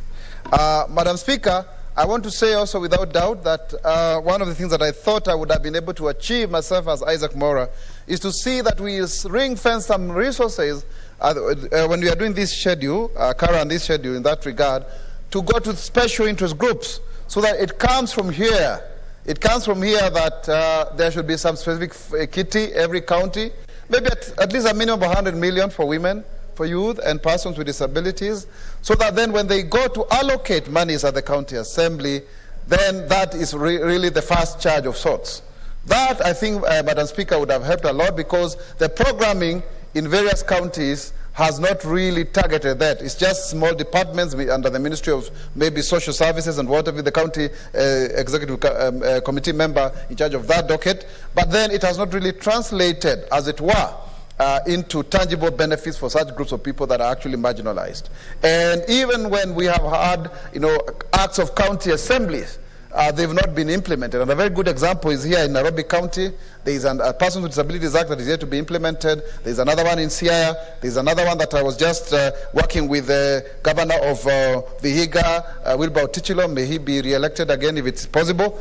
People are progressive, but then because of lack of resources, then those ideas never get implemented. And as the Englishman said, you put your money where your mouth is. The other third issue that I would want to comment about this schedule is the fact that, on average, I think counties have continued to depend on the equitable share, the undesirable revenue, and they have not really been able to ensure that they have enough resources from their own revenue. And that is something that is not very good, because if you all are dependent on the center, then it becomes a critical issue. Madam Speaker, this Senate is supposed, I don't know whether it has happened, but maybe in the course of today or tomorrow, we are supposed to increase the debt ceiling to 10 trillion shillings. And the fact that then the first charge of any revenue so collected, about 1.6 trillion, goes to counties about 300-400 billion, and the projection of what we did here is for sure is guaranteed, because what the government did was to collapse all of the conditional grants. Then it requires that counties, as of essence, if their economies are growing, to also increase their kitty. It becomes a very sad reality that the counties collectively are not having enough money equivalent to the various, the defunct now local governments. So are we moving forward, or are we regressing? Are these revenues becoming the preserve of governors who we campaign with together, only for them to become overnight millionaires and billionaires? This needs to be put within the ambit of the law. And I think one of the things that, of course, should be done by the next Senate is to ensure that we have the on-source revenue bill. It has not seen light of day. That bill is very paramount. It was discussed, at the Intergovernmental Relations Committee. It actually went to the Council of Governors, but it has not really come to be passed. So that then there are very strict measures with regards to how that is been done, because it has been also a conversation we've had in all of the devolution conferences and the legislative summits. Finally, Madam Speaker, this schedule, I don't know whether it should be released 54 days to the general elections, and whether these monies will find their way to become campaign kitties. If it is done today, will there be exchequer release? We need to be careful, because going forward, we must also protect that whoever is going to take over the county governments will also find something in the coffers. We remember very well in 2002, when President Mwai Kibaki took over power, really, Madam Speaker, there was nothing in the National Treasury. And I also want to say, when the Kenya Kwanza government took over power on 9th of August 2022, and I can see I have a lot of support from Senator Mohamed Muji Haji Faki from Mombasa, that we shall find a granary, that is a treasury, full of resources to implement the bottom-up economic model. Madam Speaker, I support. I now call upon the mover to reply.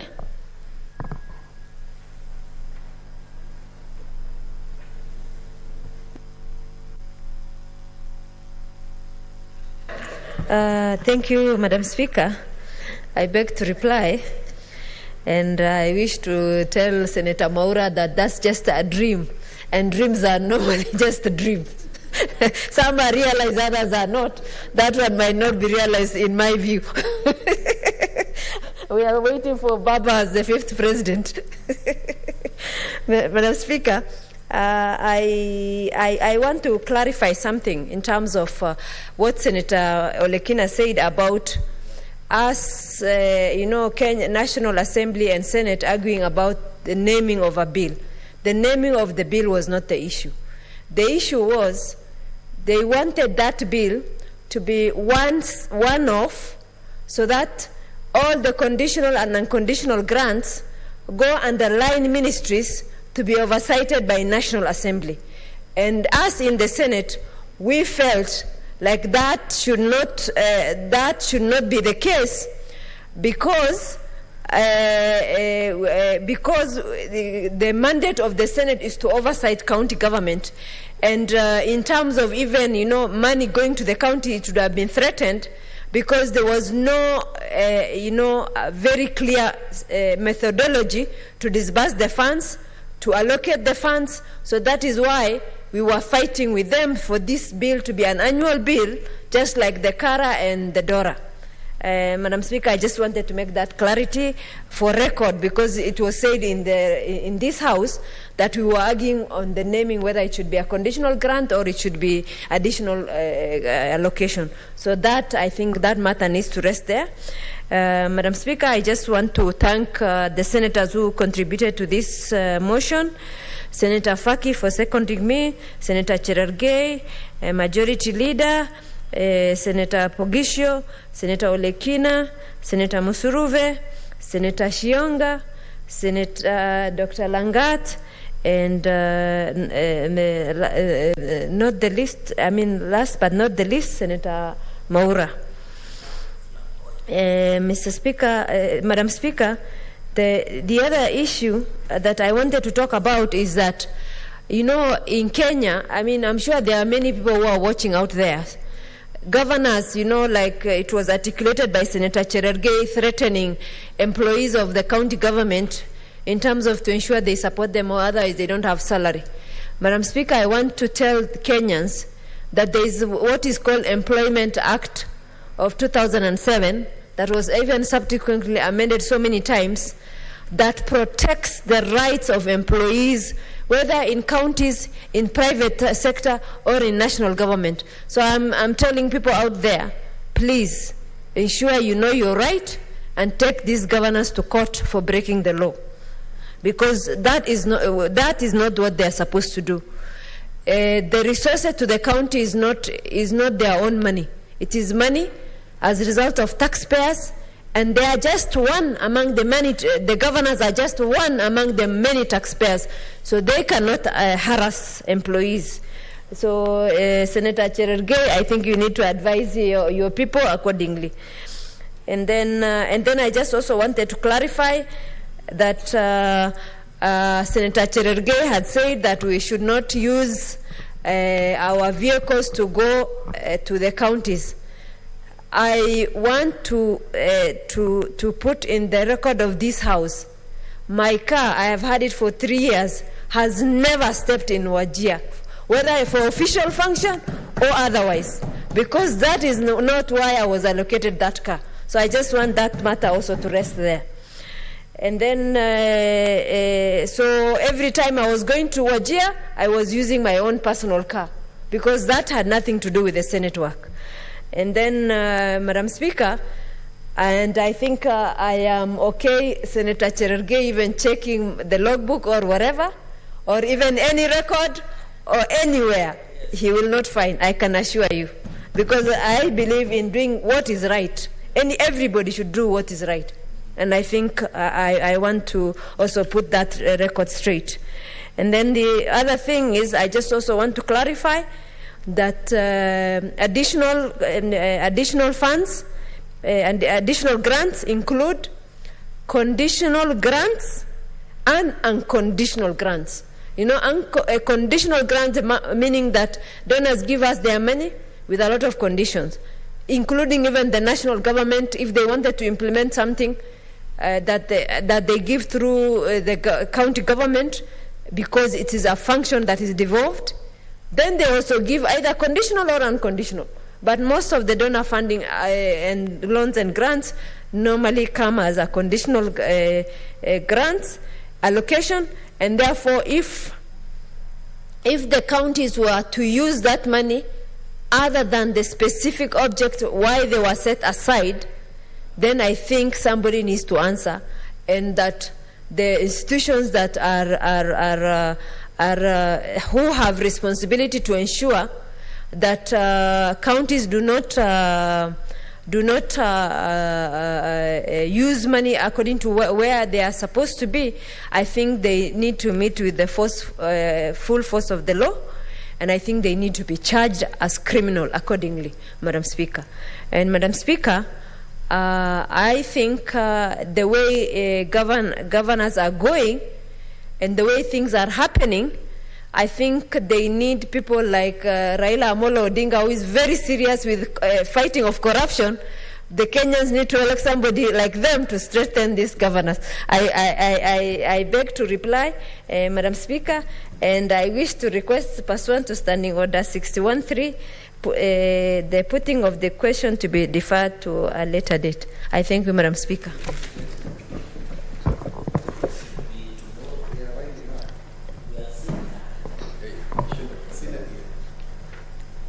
Since we cannot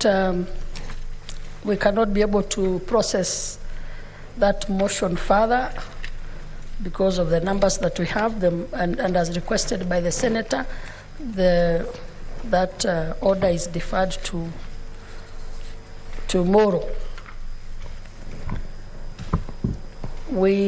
Honorable Senators, we now move to the next. Before we move to the next order, I call upon Senator Cherargei on behalf of Chair Sipike.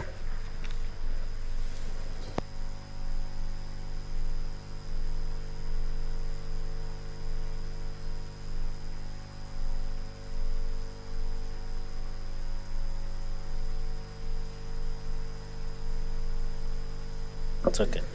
Thank you. I don't know why they refer only to Mr. Speaker. They should. Madam Speaker, I beg to lay the following paper on the table of the Senate today, 14 June, Tuesday, 2022.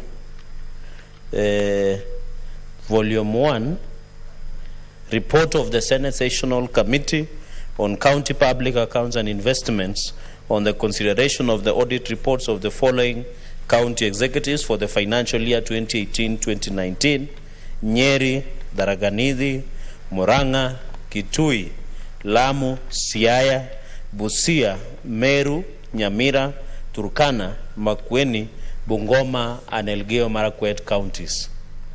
Volume 2, Madam Speaker, Report of the Senate Sessional Committee on County Public Accounts and Investments on the consideration of the audit reports of the following county assemblies for the financial year 2018-2019: Bomet, Taita Taveta, Kilifi, Nyamira, and Garissa counties. Volume 3, Report of the Senate Sessional Committee on County Public Accounts and Investments on the consideration of the audit reports of the following county executives for the financial year 2019-2020. 1. Narok, Kajiado, Kwale, West Pokot, Trans Nzoia, Turkana, Kericho, Kilifi, Machakos, and Kisii County. I thank you, Madam Speaker. Next order.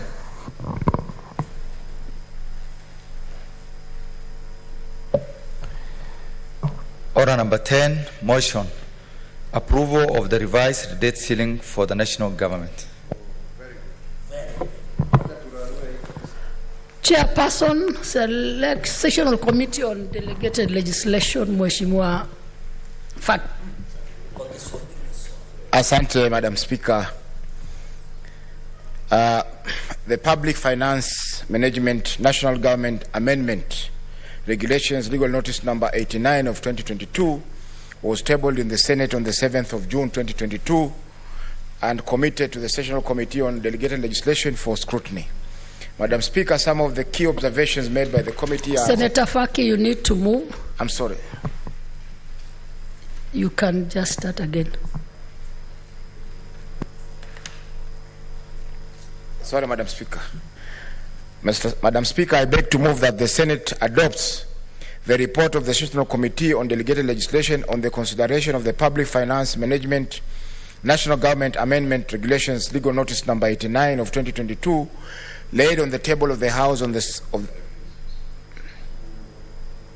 Amendment Regulations Legal Notice number 89 of 2022 laid on the table of the Senate on Tuesday 14th of June 2022, and that pursuant to the provisions of Section 50 subsection 2 of the Public Finance Management Act, the Senate approves the amendments to the Public Finance Management National Government Regulations 2015 Principal Regulations as effected through Legal Notice number 89 of 2022, thus varying the public debt ceiling to an amount not exceeding 10 trillion Kenya shillings.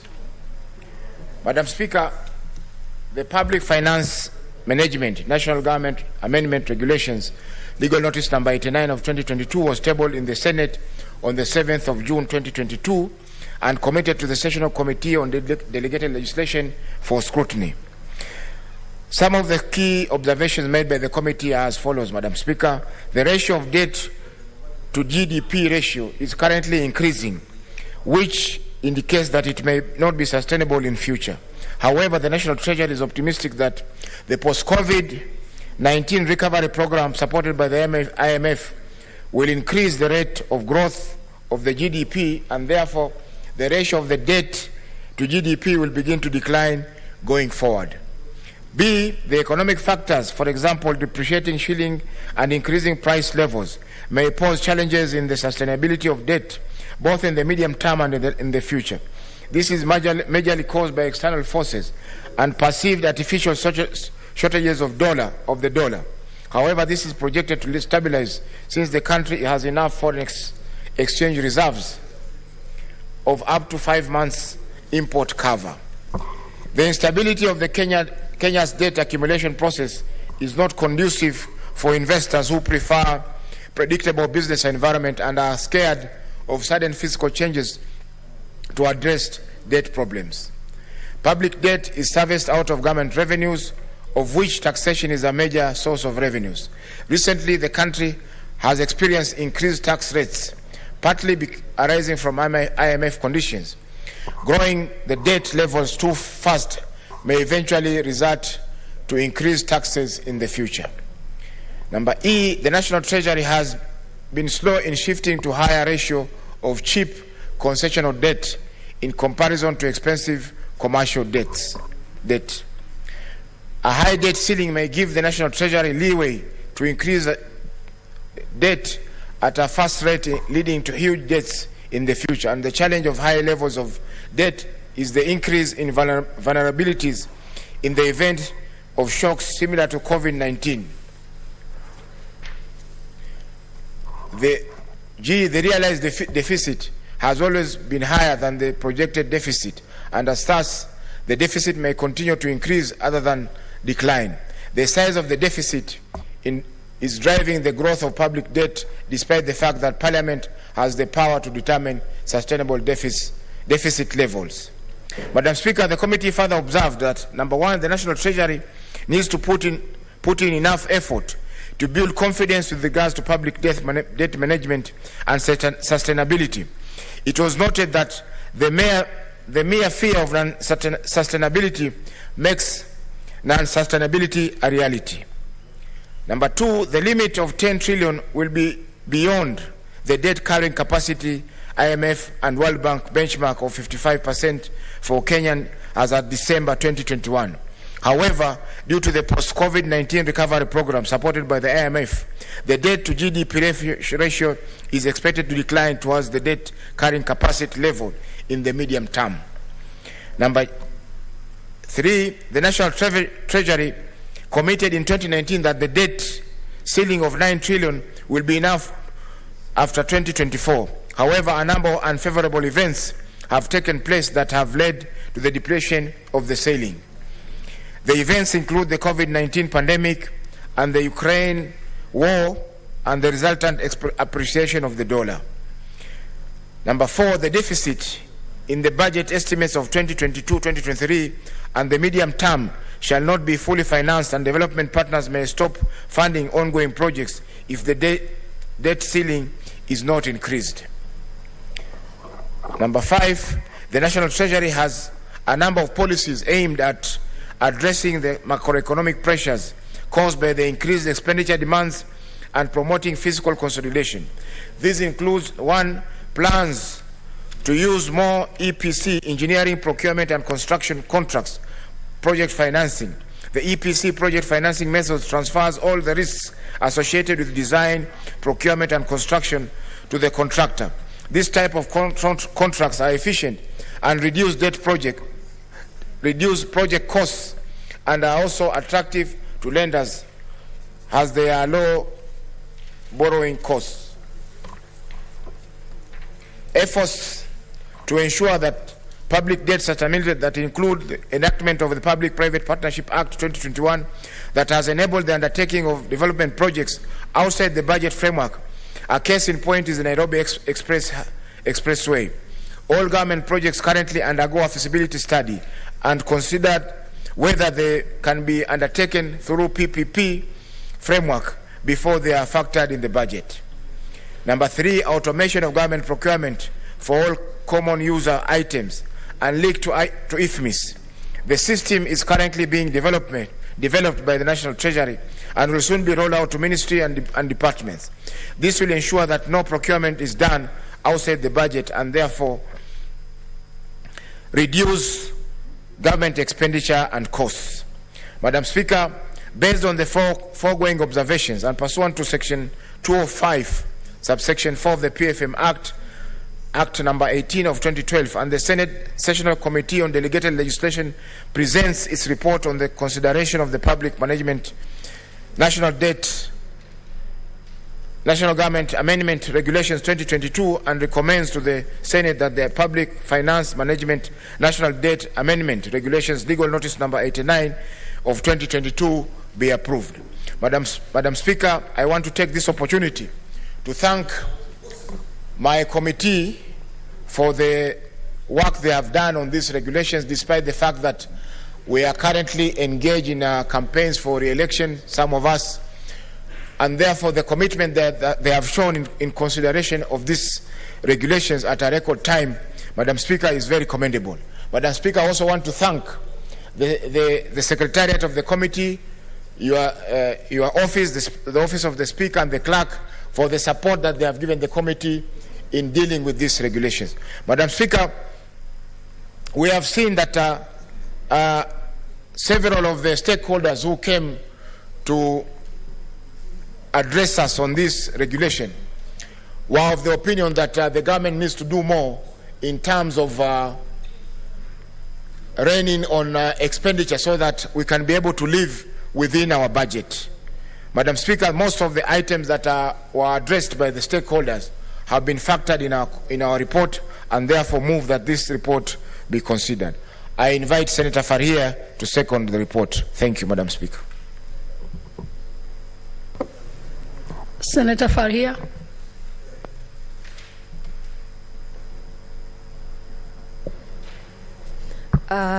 Thank you, Madam Speaker, for giving me the opportunity to second. Madam Speaker, you know the debt ceiling we moved into 2019, but even then the economists had said we should have moved it to 12 trillion, and that we were going to come back before this Senate ended. as I sat in the Finance Committee, and Senator Maura, I think, is also my witness as they were telling us those things. So I'm glad that it never even moved to 12 trillion. It has moved to less. Madam Speaker, I think this government has had a lot of, global, during its time, the world facing a lot of global challenges. One of them being COVID. So because of COVID, the economy did not perform the way it should have performed. And of course, if you already took a loan, it waits for you to start paying back. So as much as the revenues fall short of the target, the loans are just on the register for them to be paid on a period. Madam Speaker, the other reason why I support and then there is also the Ukraine happened. And I think if this Ukraine war continues for some time, I think the world is facing an economic depression with a lot of, impact in terms of poverty and how people will be recovering. Madam Speaker, as a committee, when we were looking at this report, there was a lot of submission in that if we don't increase the debt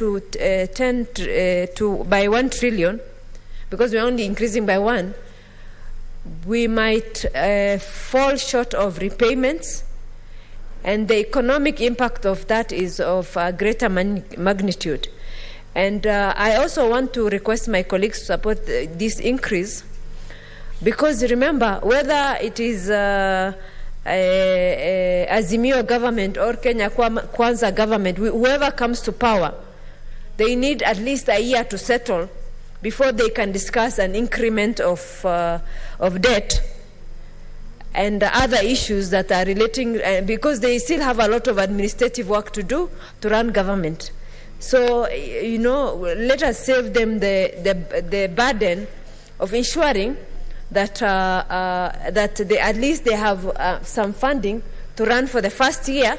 Then thereafter they can make their own decision, and that is. And then there was also a request to peg the debt ceiling as a proportion of the GDP, and that also did not materialize because whatever amount they were requesting also was below threshold.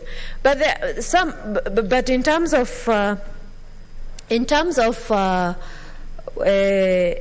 some improvements in terms of ensuring that there is an e-procurement that will happen, if I think that is implemented, and I think we need a right government to do that, I tend to think that a lot of the procurements will be more transparent, more available to the citizens, to ensure that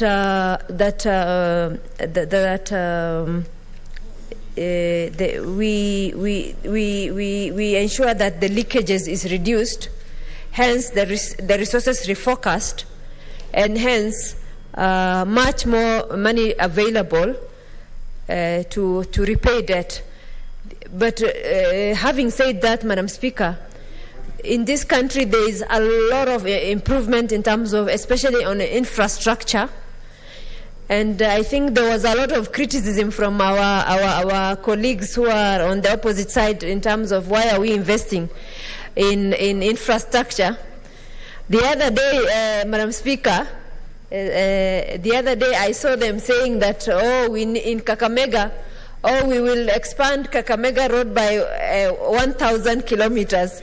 So, from criticizing why we are investing in roads where few people will use, to again pledging that we will expand some road network within Western up to 1,000 kilometers. I think let us, when we give people our agenda, let us be more consistent in terms of whether we say this today and then we say something different today. And then with the lack of, consistency, that brings a lot of problems, I think, in terms of when you look at people's manifesto, in terms of what they want to achieve. Madam Speaker, even compared to the other regime that was running Treasury, even the current the PS was telling us the other day that they have increased the institutional debt to 75% of our external debt, which means the commercial and other sectors are only 25%, and that was move in the right direction, because international institutional debts are normally much more friendlier in terms of interest rates, and also in terms of us having a longer period to repay compared to commercial debt. So some work has been done since we were discussing the same debt. However, this does not take away the fact that we need to tighten up our belt. We need to be more prudent in terms of ensuring that we use mechanisms like public-private partnership initiatives, so that private investors also contribute to the economy and the development of this country, and that people pay for those services, so that development can be achieved without necessarily increasing the debt. And I wish to thank His Excellency Uhuru Muigai government for passing that bill to ensure that at least even the private people have an investment avenue to ensure that at least people benefit. One of the opportunities that I see even within my own county of Wajir is like we have perennial power shortages. And without power, you cannot reach any development in terms of even, we have a lot of skills and heights in Wajir County, but we cannot set up a proper factory if we do not have permanent supply of electricity. One of the opportunities that I see for any investor for PPP, and I request the people of Wajir County to elect the right visionary leader to take us to that level, whereby the county government can even do a PPP with other people to supply power using solar system, so that Kenya Power is charged for the supply, and then that way, once the initial investor's money is repaid, then whatever is left as we continue supplying, as we know solar is free, but the initial investment is infrastructure heavy. So once that is done and the owner is repaid fully, then the county government of Wajir can have the residue to continue benefiting and charging Kenya Power for the supply, so that the town can be adequately supplied for power. But we can only do that if we elect a leader who is not only visionary, but who can fight corruption and put every shilling to prudence. And that money now that will be generated as a result of supplying power can form a very,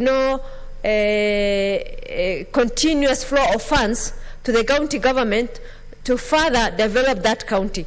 So, Madam Speaker, I beg to reply, I beg to second, and ask our colleagues to support. Thank you, Madam Speaker. Honorable Senators, I now propose the question, which is that the Senate adopts the report of the Sessional Committee on Delegated Legislation on the consideration of the Public Finance Management National Government Amendment Regulations, legal notice number 89 of 2022, laid on the table of the Senate on Tuesday, 14th June 2022, and that pursuant to provisions of Section 52 of the Public Finance Management Act, the Senate approves the amendments to the Public Finance Management National Government Regulations 2015 principal regulations as effected through legal notice number 89 of 2022, thus varying the public debt ceiling to an amount not exceeding 10 trillion shillings. Senator Cherargei Samson Kiprotich.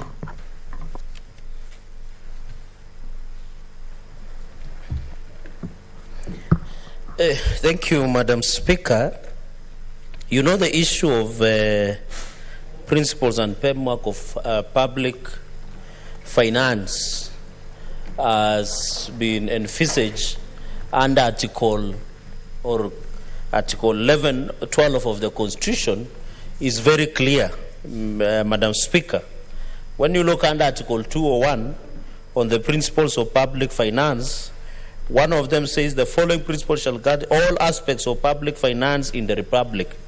And the key one is that there should be openness and accountability, including public participation in financial matters. Madam Speaker, there is a low confidence among Kenyans on the management of public debt. Kenyans do not have confidence because the managers and the Ministry of Treasury and the government has not done due diligence to tell Kenyans as to why in 2019 we were raising the public debt to then at 9 trillion, Madam Speaker. And now we are moving to 10 trillion. I remember I and Calland, 7 senators, we did vote against the raising of the public debt at that time, public debt ceiling, Madam Speaker. So we need to be honest, Madam Speaker, in terms of confidence. I've looked at the report, and you look at even under Article 203 on equitable share and other financial laws, it says any provision must be made. That is Article 203 1B, any provision that must be made in respect of the public debt and other national obligations. So the government, Madam Speaker, has not been fair enough to tell Kenyans the issue of public debt management. That confidence has not been given to Kenyans. So even as we debate on raising the as we debate as a Senate on raising of public debt to 10 trillion, we don't have confidence of Kenyans. Because, Madam Speaker, when you look at and I've seen the report, a preview or a snapshot of the report prepared by Senator Mohammed Faki as the chairperson, and I'm happy, Madam Speaker, I did mentor him very well when he was my member. Of the Justice, Legal Affairs and Human Rights. There is a point of order from Senator Faki. Speaker, Senator Cherargei was sworn as an advocate of the High Court of Kenya last year.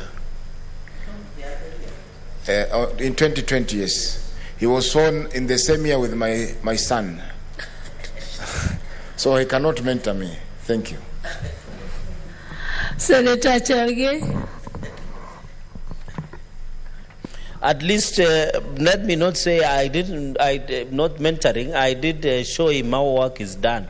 And I'm happy looking at the report that the committee has done. They have done what they could, but looking at the circumstances in the country, Madam Speaker, is that I've looked at one of the issues is depreciation shilling and increase in price level. Price levels may pose a challenge. Madam Speaker, what we need to tell Kenyans, if this debt ceiling rises up, the cost of living will go up.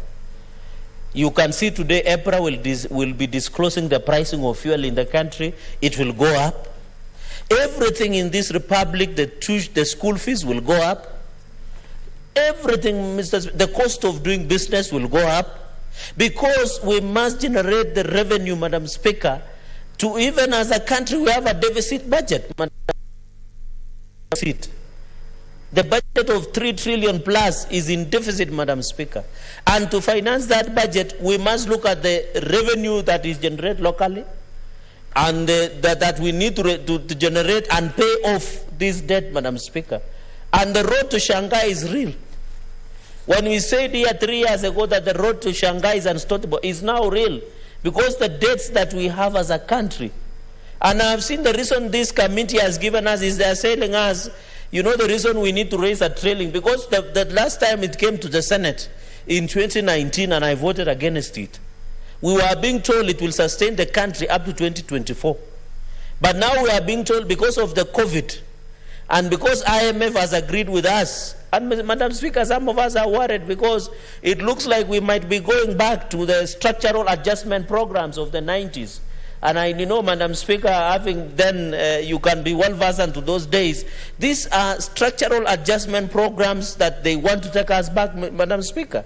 And therefore, even as the government of Kenya Kwanza takes over, Madam Speaker, I can tell you one of the biggest challenge, Madam Speaker, that we'll be facing as the government of Kenya Kwanza, God willing, if William Ruto becomes the President of the Republic of Kenya, with the permission of Kenyans and God willing, the biggest struggle that is how to restore the confidence of the public on the public debt and how to manage the public debt. And that is why the Treasury must be honest to the Senate. They have never. I remember, Mr. Speaker, Madam Speaker, we have been fighting to get Treasury to come here to tell Kenyans what they are doing to manage the public debt, Madam Speaker, and to tell us about retiring the expensive loans, Madam Speaker. They are taking commercial loans as opposed to concessional loans, Madam Speaker.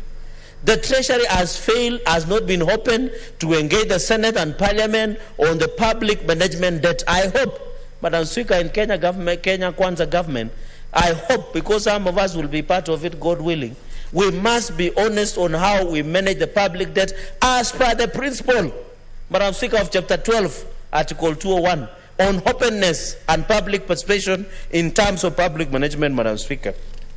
Madam Speaker, the second point I want to make is on the issue of sustainability of the public debt. We are being told we are on the red. We are being told let us borrow because IMF has approved. There are so IMF loans. We are being told, Madam Speaker, that there is also of ensuring that, but what we are not telling Kenyans is that the fact that we will raise the ceiling of the, Madam Speaker, and I hope the chair of delegated legislation is listening to this kindly. I know they did relocate the port to your county, Madam Speaker. It will be interesting to see how when the port will be returned to Mombasa and how your people will behave in Kajiado, Madam Speaker, is that we are not telling Kenyans that when we borrow the public debt ceiling to go up, it will mean taxations will go up. The taxations will go up because we need those taxes. Even the value addition that we are talking that in future, we need to reduce on basic commodities from 16% to 8% will not be possible.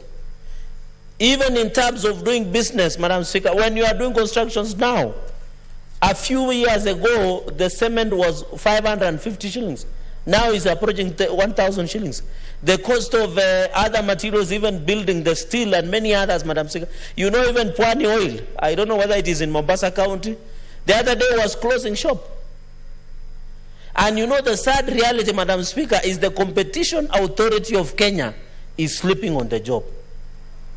The Kenya Revenue Authority, Madam Speaker, are sleeping on the job. You know why KRA is sleeping?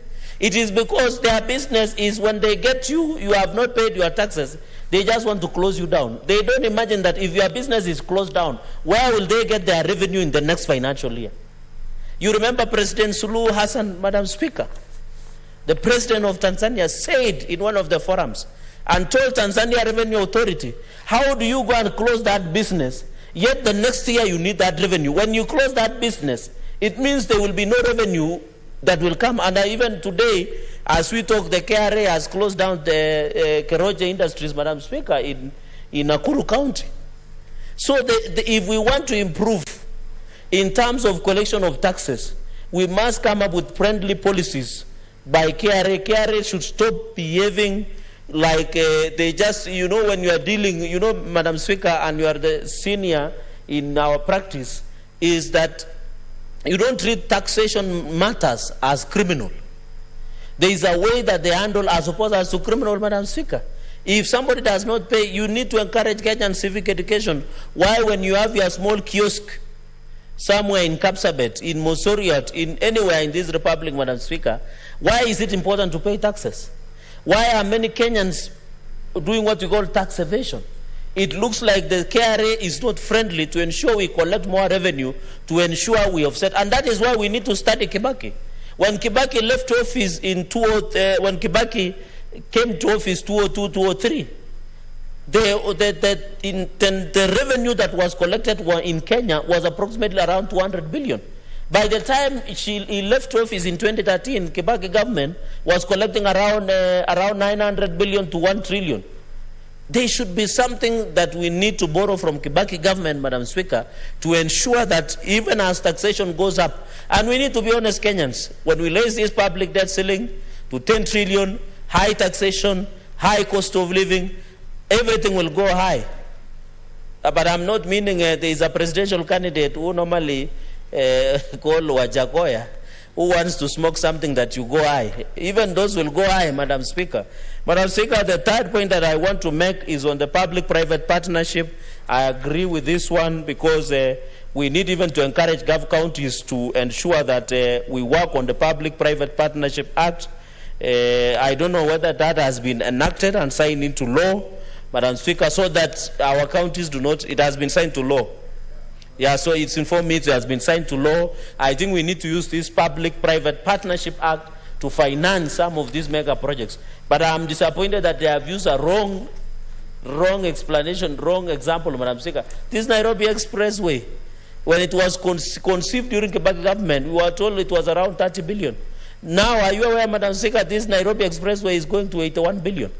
Even to make it even painful, the contractor of Nairobi Expressway is demanding 9 billion to renovate the old Mombasa Road, Madam Speaker. And I thought when you are doing contract, and that is why, that's how corruption thrives, by the way, Madam Speaker. There is no any other name of corruption, such because they are now demanding 9 billion.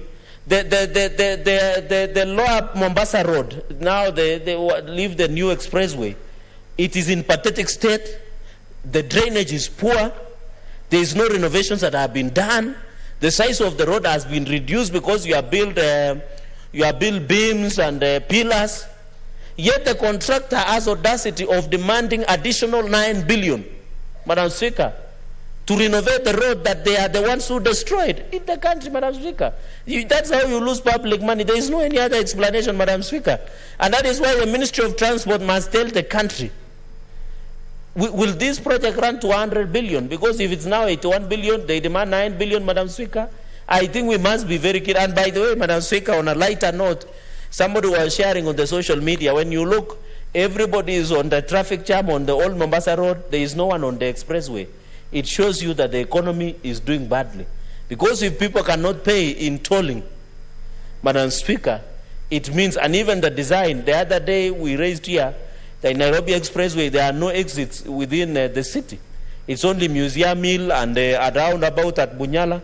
But any other within the CPD, Madam Speaker, and it is very critical. Because as the Speaker of the House, Madam Speaker, you might be flying into the country and you are rushing to the House.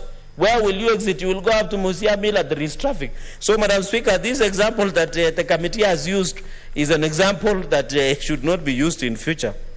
Finally, on the e-procurement, I agree with the mover the mover, Senator Faria, that we need to encourage e-procurement and ensure that when tenders are awarded, money must be there and be linked with integrated financial and management information system. Because the reason we have a lot of pending bill that is approaching 120 billion, for example, Nandi, Madam Speaker, Nandi County government has 2 billion pending bill. That has what we do as even the national government has was pending bill. There are many Kenyans, Madam Speaker, that are working on the street, that they have gone bankrupt, that they are under depression, that they have stress because the mistake was taking an LPO to do a county project or a national government project, but they have not been paid. And they have not been paid, Madam Speaker, up to date. We must agree that the e-procurement will become a solution in terms of award of tenders at national government and also at county government so that we deal with this monster called pending bills. And you know, when they took LSO and LPOs to the banks continue to levy interest on those loans that they gave to finance a county project, Madam Speaker. We have counties, they started in 2013. Even whenever you go, including Mombasa County, you get somebody who's still being owed by Mombasa County 10 years down the line, Madam Speaker. They have borrowed money against their houses, their land. They have given out collateral, the securities, Madam Speaker, to get those loans. But we must agree as a nation that it is important that we move to the e-procurement and ensure that the e-procurement, Madam Speaker, is linked to integrated finance management and information system, IFMIS, to ensure that tenders can only be given out when there is money, either by the county governments or, Madam Speaker, by the national governments, Madam Speaker. So looking at the report, my position still remains the same as I did in 2019. I will also do in 2022 that there is no need to raise the public debt ceiling because the cost of living will go up, taxation will go up, the cost of living in Kenya will go up, and even the cost of fuel will go up. And it means when taxation goes up, for us farmers, if taxation goes, the fuel price go up, we cannot farm, the farm inputs go up, Madam Speaker. I'm being told, by the way, I have heard, and you know, I was shocked that the Ukraine and Russian crisis has led us to where we are. I don't believe so. I think there is more reason that we must be told what really happened, Madam Speaker, so that when we are bringing such issues, Madam Speaker, because of course we agree that the reason now we are buying 6,000 shillings per fertilizer. And I'm told, by the way, Madam Speaker, as I conclude, I saw the CS of Agriculture. You know, this country, it is comedians. Peter Munya was saying in Kisii, you know, he's the current Minister of Agriculture. He was saying in Kisii that when he takes over, when Azimio, which of course they will not take over power, when they take over, as a Minister of Agriculture in the Azimio government, he will reduce the price of fertilizer from 6,000 to 2,500. Why does Munya doesn't do now? Why doesn't he reduce 2,500? And he's the Minister of Agriculture. So who is fooling who? I want to agree with Senator Faria when he said we need also to be open with the country. So that when you are saying this, you must confirm with this, Madam Speaker. But I want to confirm to you, when the Kenya Kwanza government under the leadership of William Ruto, Amason Kingi, Alfred Mutua, Musalia Mudavadi, and Senator Moses Wetangula takes over, and the rest of Kenyans, those are some of the issues that must be sorted once and for all. But when the issue of public debt ceiling will come up, Madam Speaker, I will still continue to vote no, because I think as a country we must be disciplined. We don't borrow from, is it from Peter to pay Paul? No, we cannot operate to that.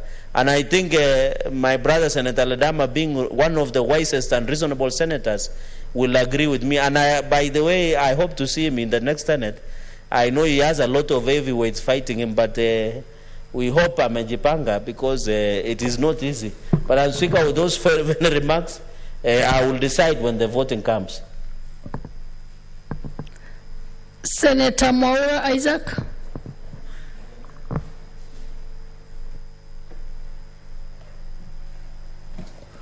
Thank you very much, Madam Speaker.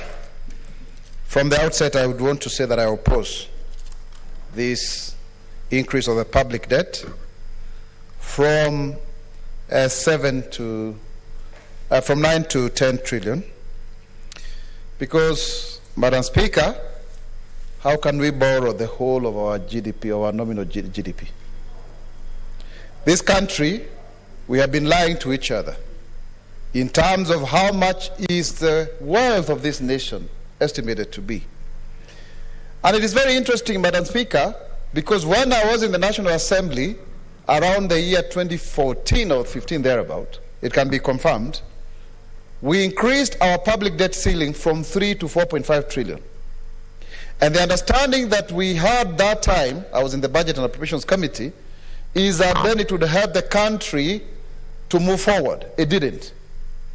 Then we increased the public debt ceiling from 4.5 to 6 trillion. And then from 6, which we did from here, to 9 trillion. Now we're increasing by another trillion. And when you look at the big picture, it means therefore, within a record 9 years, we've increased our public debt from 3 to 10, if this were to pass. A whole 7 trillion. It's not acceptable, Madam Speaker. What we want to ask ourselves is, what have we done with the 7 trillion? Look at our budget. Currently, every year, we are collecting about 1.6, 1.7 trillion, depending. It's not even 2 trillion. And we are having a national budget of over 3 trillion every year. That is to mean sooner than later, we still have to increase our public debt ceiling. And it also means we're living way beyond our means. Now, they say that the reason why we have ballooning wage bill is because of the devolution. But how much are we sending to counties? It's less than 400 billion. Even if you are to take that money off the budget, it does not justify why we have a 3 trillion budget. That is not something that we have to live with. What has happened, Madam Speaker, is that successive governments, be it the Jubilee coalition government or the current handshake government, because it's the handshake government, they've not been bold enough to just have discipline on how much we are expending. We have to live according to our means. We have to cut our clothes according to size. Indeed, the population has increased. We are now 50 million strong Kenyans or thereabout. But even then, that does not justify the fact that Kenyans give a birth to 1 million children every year does not justify the increase in expenditure. And the austerity measures that we have seen the National Treasury trying to do have targeted the people areas, the expenditures that touch the lives of the common wananchi, to the detriment of the various aspects that, of course, make them feel closer to government. What we are seeing is an increase in expenditure around infrastructure. And it is gobbling up a lot of public money, and yet it is not properly regulated. How much is a kilometer of road costing? How much are these huge public projects costing? Is it really feasible to have an 80 billion road? I used it the other day, and for sure, I was surprised from the airport to Museum Hill. It's only 10 minutes. But is that really the solution to the whole of the Nairobi province traffic problem? I beg to differ. So when we have now austerity measures, they are targeting, Madam Speaker, areas that then would mean, for example, if you are providing milk to children, if you are providing sanitary pads, if you are providing sunscreen lotions, those ones are not the issue. They can never be the issue. The issue is we have to look at the elephant in the room.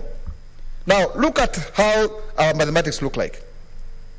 Is that we are spending about 900 billion on development expenditure. All of this is externalized debt. And I heard my dear sister, Senator Faria, talking about the new kind of loan. It cannot be any better. Even if loans were only 25% of our debt stock, it doesn't necessarily mean that we are off the hook. Because how did we end up doing commercial loans? It's because we were cheated that our economy was rebased by 25%. From 7 to 10 trillion. Madam Speaker, this increase of public debt ceiling by way of regulation is another way of confirming that even when the KNBS projected that our economy has grown to 10 trillion, that we are borrowing everything. It's actually some form of rebasing again. And so what does that mean to the common wananchi? It means that then government will have a higher appetite for loans. It means that then the local banks and lenders will be more willing to lend to government than Senator Musuruve, whom they want to start some commercial apartment somewhere. It means that anybody who has finished school and doesn't want to go to employment cannot get a loan from their local bank or credit facility. Is that the way to grow the economy? And when you look at what government is spending money on, is number one, there are so many people who are being paid, and that is giving us about 700 billion in terms of wage bill. But also, more poignantly, the issue of the developments that are not accruing a return on investment on the taxpayer. And that, I think, is a tragedy of our moment, because we were not able to differentiate the separation of the National Treasury, as it were, and the Ministry of Finance and Planning. That, I think, is something that we did that was not supposed to be the case. And if you look at the constitutional architecture, it is actually envisaged that they should be different. so that there is proper oversight and separation of responsibilities and powers. Madam Speaker, this issue of public debt cannot be left to regulations. It should be a matter of law that we should be amending a statute to increase our public debt. That is why, as you can see, it is coming at the latter end of the 12th Parliament, the tail end of the 12th Parliament. Yet, even now, we don't have the numbers. It's a serious public debate. People are now trying to survive politically. Yet, this is the one thing that I would want to say without a doubt that the Jubilee administration has gotten wrong. We were not bold enough to reduce the number of state agencies, the 247 of them. We were not bold enough to recalibrate the budget to accommodate the county governments and cede ground and cede power to the Schedule 4 of the Constitution, and as per the Schedule 4 of the Constitution, so that the roles of the county governments should not continue to be done by the national government. So right now, when you look at the promises that are being made, like the 6,001 per year, per month for 2 million or so families, it is going to require another 200 billion or so for it to be implemented. Is it really workable in such a kind of a budget? It will only call for further borrowing. So this public debt, as someone may have actually put it, only by 1 trillion can only make this financial year and the next financial year. After about one financial year, we still need to borrow. In fact, projections are that if we do not make significant, radical changes in the next 18 months, we are going the Greece way, Madam Speaker. So this is a very serious public debate. And those stories that we are told about countries like Japan, that they have borrowed over 200 times of their economy, but they produce. I mean, everyone here drives a Toyota or has driven a Toyota at some point. But we, in this country, we are more preoccupied with the politics of the day. There is a promise, for example, we hear even our competitors saying that a country will only grow if you have a ballooning or a burgeoning private sector. So be it. But it cannot grow when it is being crowded out by government over borrowing for nothing. Because right now, it's not even clear, Madam Speaker, these monies that we have borrowed, what is a clear-cut separation between recurrent and development expenditure? The same PFM law requires that 70% of the monies should be recurrent and 30% should be development. A cursory look at how the collective cumulative budgets of counties are doing is that most counties are doing 88% recurrent and 12% development. That is why if you are to supply any monies, if you are to be contracted by any county government, for you to be paid is a problem. Today alone, I got a call from Mr. Oluoch, who did some engineering services at Kiambu County Government. He's not been paid for over 2 years now. And it's just a paltry 1.9 million. So we are going to face the same problem. And I think if Parliament was to stamp its foot down and refuse to increase the public debt ceiling, it would make the government to reduce the budget. And if it reduces the budget, it would therefore mean we must now reprioritize that which we require to do, because Kenya is not coming to an end. When you look at the budgeting problem, it's because we do it every year, but very few programs, Madam Speaker, are able to be completed within the cycle of a financial year of government. Very few of them. So if you are to do what was practiced under the Kibaki administration, the medium-term expenditure framework, MTEF as it was called, it was a 3-year resource envelope planning cycle. That way you are able to reduce the problem of pending bills. You are able to ensure that you can properly procure in good time, and you don't have to worry so much about the end of the financial year, where a lot of resources are misused, so that those government expending agencies are able to ask for more from the budget rather than actually live within their own means. And also, the consultative process that used to happen in the budget making process has since become academic. people must feel that when they speak to their government, that there is some form in which their needs are actually responded to. But that whatever projects that end up being implemented are not just an elite capture thing, where those then who are able to push for that which will give them kickbacks and make them millionaires and billionaires overnight is what ends up being in the strategic plans and the work plans of various ministries, departments, and agencies. What happens to the CIDPs of various county governments? We don't hear those conversations anymore. And Kenyans know what are their priorities. So, Madam Speaker, I strongly believe that Parliament has got a very great moment at this point in time. It's only Senate that is actually in session until Thursday, to refuse to increase this debt ceiling, so that whatever happened in the last financial year can happen in the next financial year, and then people will start now adjusting here and there. We don't need this, we don't need this. And I hope and believe that the Executive Order number 1 of 2022 shall reorganize government in such a manner that it will reduce the recurrent expenditure that is currently gobbling up all of the 3 trillion that we are borrowing. Madam Speaker, we have refused to put in place the Loans and Grants Council. That is actually a statutory body that would have ensured that we know exactly where we are in terms of the public debt. Public debt register has not been made public. Can you imagine? And every time when you ask about it, nobody wants to answer that question, because there's an elephant in the room. What did we borrow for? Where did that money go to? Who are our lenders?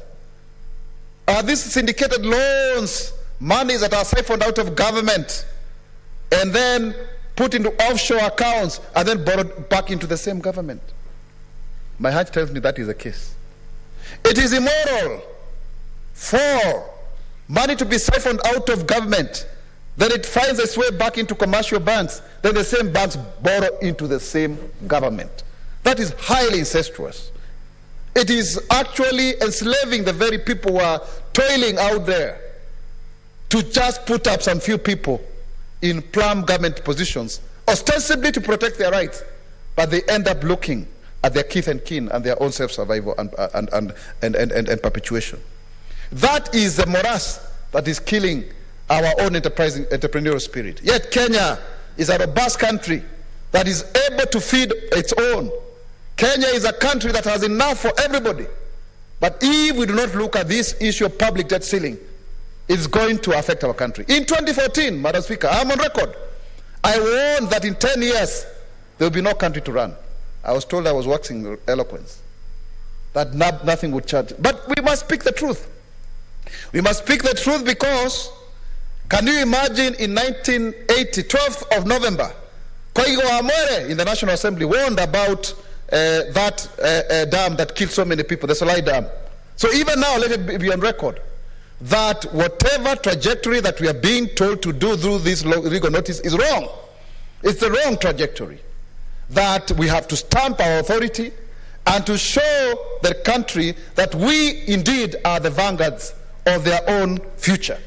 That we are not just accomplices, because somebody will say, oh, please pass this, because tomorrow we'll not be able to release monies to you people for CDF and for the other emoluments that we share here in Parliament.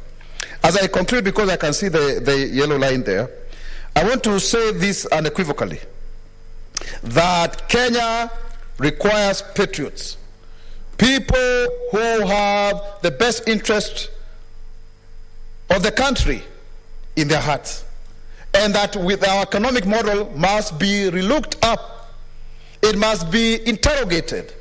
We must ensure that the people at the base of the pyramid end up not becoming handout seekers, which is a left-leaning political ideology, to people who are producers, people who are going to add into the kitty, not who are going to remove from the kitty.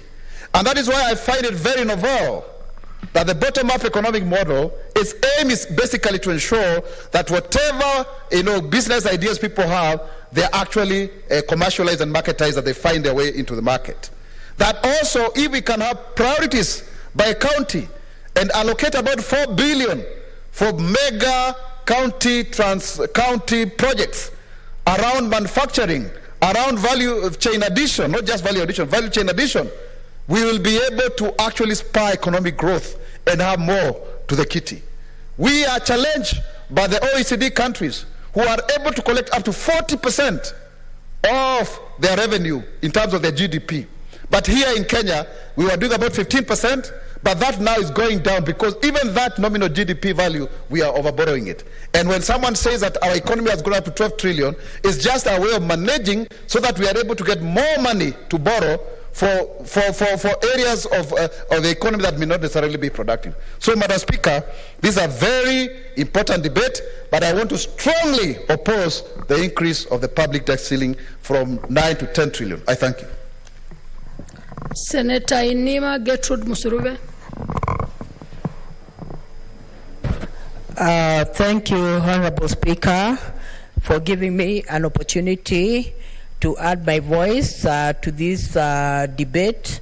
And I want to thank the committee led by Senator Faki for bringing in stakeholders and even looking at the intensive issues that are on the floor of this House, because they made an observation as a committee. And one of the observations they made as a committee is that in 2019, the debt ceiling was 9 trillion. That is in 2019. But the projection was for up to the year 2024. So, this was anticipated that that debt that was there of 9 trillion was going to be enough for the country and ensure that the smooth running of the country. But as disaster has it, COVID pandemic came in, and we all know the impact of COVID pandemic and what happened. Everything slackened. When it comes to economic, socio-economic sectors, they all came down. When it comes to businesses, they all came down. Look at the tourism industry, how it came down. Look at the education industry, how it came down. All industries actually came down. And it's not only in Kenya that things are slackened economically. It is also in other parts of the world. Look at also what happened, the Ukraine war that was not predicted. Actually, these are disasters that were unforeseeable. And Honorable Speaker, with all these disasters, it is actually expected that the dollar appreciated. When you look at, when you compare the Kenyan shilling and you compare to the dollar, the Kenyan shilling has actually become too weak. And Honorable Speaker, it must be known that every one of us, if you are to do any big project, that is, you are not stealing from anywhere. You must be having loans. You cannot do a big project without loans. Even when the economy goes down, you have to look for a way in which you can actually get a loan and do a big project. And if you have one big project, it becomes very easy to get a collateral, even from the bank, with one project that you have made in order to continue. So in essence, what I'm saying is that yes, the Kenyan debt ceiling is high, but if it continues to be high, chances of having investors coming in here will be very difficult. But Honorable Speaker, when it comes to getting a loan, public debt, yes, it should not go beyond 10 trillion. But even if we are saying that it should not go beyond 10 trillion, there is need for a mechanism to be put in place to ensure that there are strategies of ensuring that the debts, public debts, are actually repaid. So if strategies are not put in place, proper strategies to ensure that if there are big loans, then the big interest need to be repaid. If there are loans, also low loans, they need to be repaid. I think when it comes to debt, management of repaying debts is very important. If loans are just taken without a proper strategy of repaying debts, then it becomes a harrowing experience. Now we have to remember also that when it comes to paying public debts, the common man Kenyan feels the pinch very much because it's paid through taxpayers, meaning that if the debt is too high, then it means that the taxes will go high. And it is very clear that Kenya is one of the countries that have very high taxes globally, and this the Kenyans feel it so much. So there's need to have a strategy put in place to ensure that if a loan is actually taken, if the debt ceiling is high, then at the end of the day, then the strategies put in place will be, predictable and will be effective to ensure that we have a sustainable way of paying off the debts, Honorable Speaker. Because when it comes to taking debts, there are many things to put into consideration. First of all, the risks of taking the debts, and even apart from the risk, then the risk of even repaying the debts and the failure to repay the debts. Because if the debts are not repaid, there are there are consequences, and the consequences may not be very good for the country. So there is need to ensure that even as the committee is recommending the 10 trillion debt, there is need also to propose that these debts must be paid in such a way that the Kenyan, the common man, is not really affected, adversely, because we are fully aware that yes, unusual circumstances happen, like COVID. No one knew that COVID was going to even reach Kenya and have this negative impact on us. So in as much as I support this motion, my proposition would be that there's need to look at the beginning and the end of the debt so that there's a sustainable way of repaying this debt without harshly affecting common wananchi, because all of us have feel the heat of high taxes and repaying the debt. Thank you, Honorable Speaker. And that is my thought on this motion I support. Senator Olekina Ledama.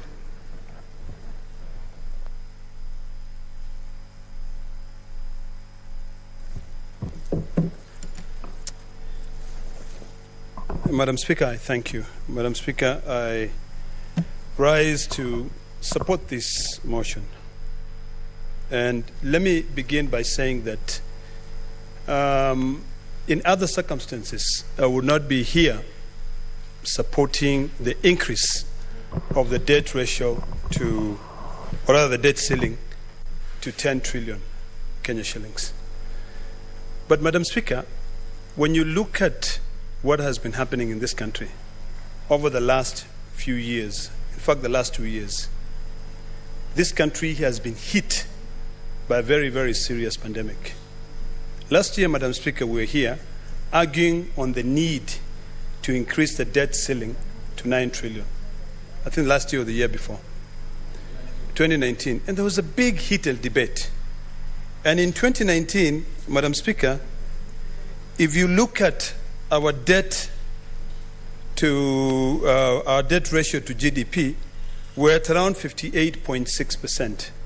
But by the end of this year of 2022, our debt ratio to GDP would be at around 70%. So the first question you ask is, why?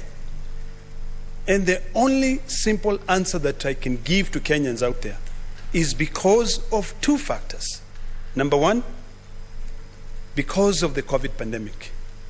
It is not quantum physics, Madam Speaker, that COVID has had a very serious impact in the growth of our economy. The second most serious issue, Madam Speaker, is what is happening now in Ukraine. Madam Speaker, apart from being a senator, I'm also a farmer. And I import wheat or animal feeds from countries like Ukraine, which is where everyone imports from the world. I import from Uganda, I import from Tanzania. But what I was paying, Madam Speaker, for a kilo of soybeans 2 years ago was only 60 shillings. In fact, some cases I would even be very lucky and I would pay 56 shillings. And Madam Speaker, today I am paying at minimum 120 shillings. That is double. And if you look at what I'm selling milk at, it's still almost the same price as I was selling 2 years ago. So I think it is imperative, and it behooves us, Madam Speaker, to be able to demystify these things to the general public, for them to know as to why we are here talking about the need to increase the debt ceiling in this country, either to increase or not to increase. And we need to make it very basic so that Kenyans can be able to understand out there. If you go to Narok County, Madam Speaker, right now, the area of Olchoro, Mau, is the most productive area in this country. We have a lot of wheat farms, but we have no roads. And if the public want a road, it then calls for the national government to spend money to be able to build that road. Where are we going to be able to spend the money if the national government does not have money? Today, we want better hospitals. How are we going to be able to have better hospitals if the government does not have money? Then it begs the question, Madam Speaker, and this is what we should be demystifying for the general public to be able to understand, is that, is debt good or bad? Earlier on, when we were talking about, I think, the budget policy statement in this House, Madam Speaker, the proposal by Treasury was that government should borrow locally. And the effect to that borrowing locally is that it would make it very expensive for ordinary folks like us to be able to borrow money from the local banks, because the bank will find it much better to lend money to the national government because their money will be safe. So the question that we should be putting out there for people to understand, and what we should be asking for people to answer, is that, is debt good for a country? And what does debt do for that country? You know, I've heard my colleagues from the other side of the aisle arguing that the expressway, 27 kilometers, was built through debt, which is not true. That is a private-public partnership. And that is what the committee, and I thank Senator Faki for really taking the time to try and say, what is it that we are doing, what is the national government going to do to try to correct and to try to make sure that at least we can manage that debt, is to encourage national government, county government, to engage in PPPs, public-private partnerships. Because that road is built, it is helping us. Today, upon my arrival from outside the country, it took me 7 minutes to get to Oyakiwe. It makes me more productive. Madam Speaker, when debt is used correctively, it can improve so many things. One is the standard of living of the people of this country. Everyone needs a good road. If we borrow money and we build roads, it makes it easier for us to get to where we're going. So those are the things that we should be discussing, because we know for a fact, Madam Speaker, and what Kenyans ought to know is that what has been ailing this economy is corruption. So when corruption didn't exist, and it continues eating in every government that comes in, the economy will be in shambles. So I want to reiterate and say that by increasing the national debt, it will encourage, Madam Speaker, the government to build roads, to build bridges. It will also encourage most of our constituents, when they see us, they say, Mheshimiwa, we don't have electricity. Please get us electricity. They say the last mile was brought to only these villages, which is the truth, Madam Speaker. If you go to Narok County, you know, there are certain areas which is predominantly one ethnic group that lives there, that even a simple grass hut house has electricity. But on the other part, which is predominantly by the people who are the indigenous of that area, there's no electricity. So what we are now calling for is that it's proper management of debt. Because if the debt is there, it can be able to help this country ensure that the people of Shangwe the people of Lolgorian, the people of Mao, the people of Antasegara, and also the people of all the little villages have electricity. But today, Madam Speaker, last week I was in a place called Olchorro, and some of the demands that the locals were asking for during our campaign is that we want electricity. So ordinarily what would I do? I would call the ministry, I would call Kenya Power, and the answer would be, we are happy to do the work, but we have no money. And here we are today, where we are sitting down and talking, and our colleagues are saying, no, we cannot borrow. We will not approve any money to be borrowed. Then where are we going to get money to be able to give to Kenya Power, to buy transformers, to send to those people who want electricity? So, Madam Speaker, I think it's about time that we separate. We look at what will help this country develop. If you want good things, Madam Speaker, you have to be prepared to pay for it. I mean, no doubt about it. You know, after a pandemic, the best type of economic model is really the demand-side economics model. You know, and with proper debt, Madam Speaker, with good roads, a good standard of living, people will spend money. Government will be able to collect taxes and pay. In fact, people will not be in a rush to be able to save money because they know whatever they spend, they can be able to continue earning. If you look at our neighboring countries, and this is where it now begs the question, Kenya is the largest economy in the East African region. By the end of this year, I'll repeat, our debt to GDP would be about 70.3%. If you look at our neighboring country, Tanzania, it is about, is it 49%? But the question that we need to ask ourselves is this: what is our GDP? If you look at our GDP, Madam Speaker, per capita, it's about $1,500. If you now look at other countries, it's different.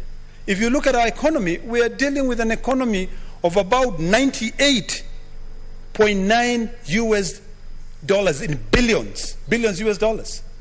Is that the same with other countries? So really, we really have to be able to demystify these things. Right now, Madam Speaker, and I was telling the young students from Kajiado who are here, who are asking questions about the crisis that is happening in between Loliondo and Kenya, and I was telling them that they have to know what is happening in their country because they are concerned about their land. And the issue they raised was that now, because we live in a group ranch that has not been subdivided, what will happen tomorrow? Will the government now come back? When the government is trying to borrow money, will it lease our land out to Arabs? Will it be able to lease and then will fall, victims? And our problems will be the same as the ones happening right now with our brothers, the Maasais in Tanzania? And the answer to that was very simple. I think if we are able to manage our debt, if we are able also for them to understand so that they can contribute, then we'll never be put in a situation where our land will have to be excised out to be given out to other foreigners so that the country can continue getting money. So really, I think it behooves us, and I really want to encourage all the elected senators here who will be required to give a vote on this very, very, very important thing. Not just to spend the time out in politics and, trying to confuse things out there and saying they want to raise the debt ceiling so that they can use that money for campaigns. No, it's for us to be realistic. National Treasury seldom sends money when the money is supposed to be sent. Madam Speaker, if you look at our cash disbursement schedules that we discuss in this House, even earlier on, the one that we are talking about in terms of approval, it is quite seldom that the Treasury will disperse that money because the money is not there. Now, to the other very, very important issue in terms of management. My colleagues earlier on raised the issue of, CIDPs in the county governments. I think as we go into this election, it is imperative that the constituents understand the importance of their participation in the CIDPs, in the county integrated development programs. Madam Speaker, are pushing for a more collaboratory approach between the national government and the county government, in line with the programs that we are developing. There's no doubt that every county will have its own budget.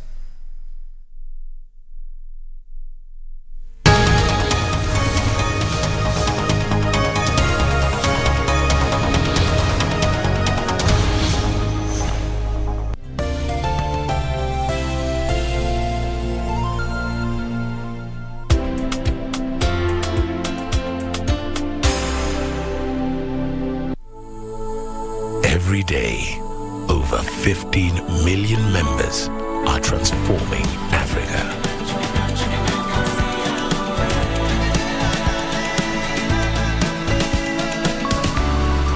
Equity. Karibu member.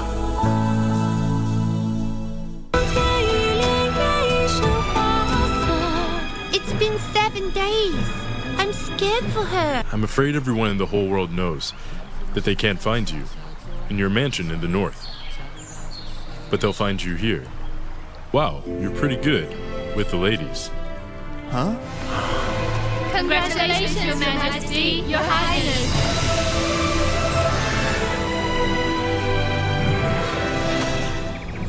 Please inform Echo that I wish to speak with him right now.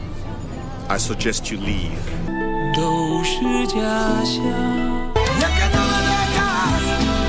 But no matter how much it hurts, I have to get you out of my head and of my heart.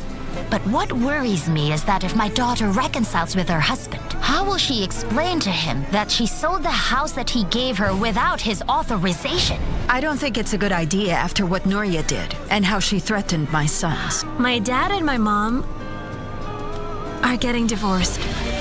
You're wasting your time. I won't let you file for a divorce. And I am never going back to you. Nor will I ever let you come back in this house. I will choose my decisions carefully if I were you, Ines.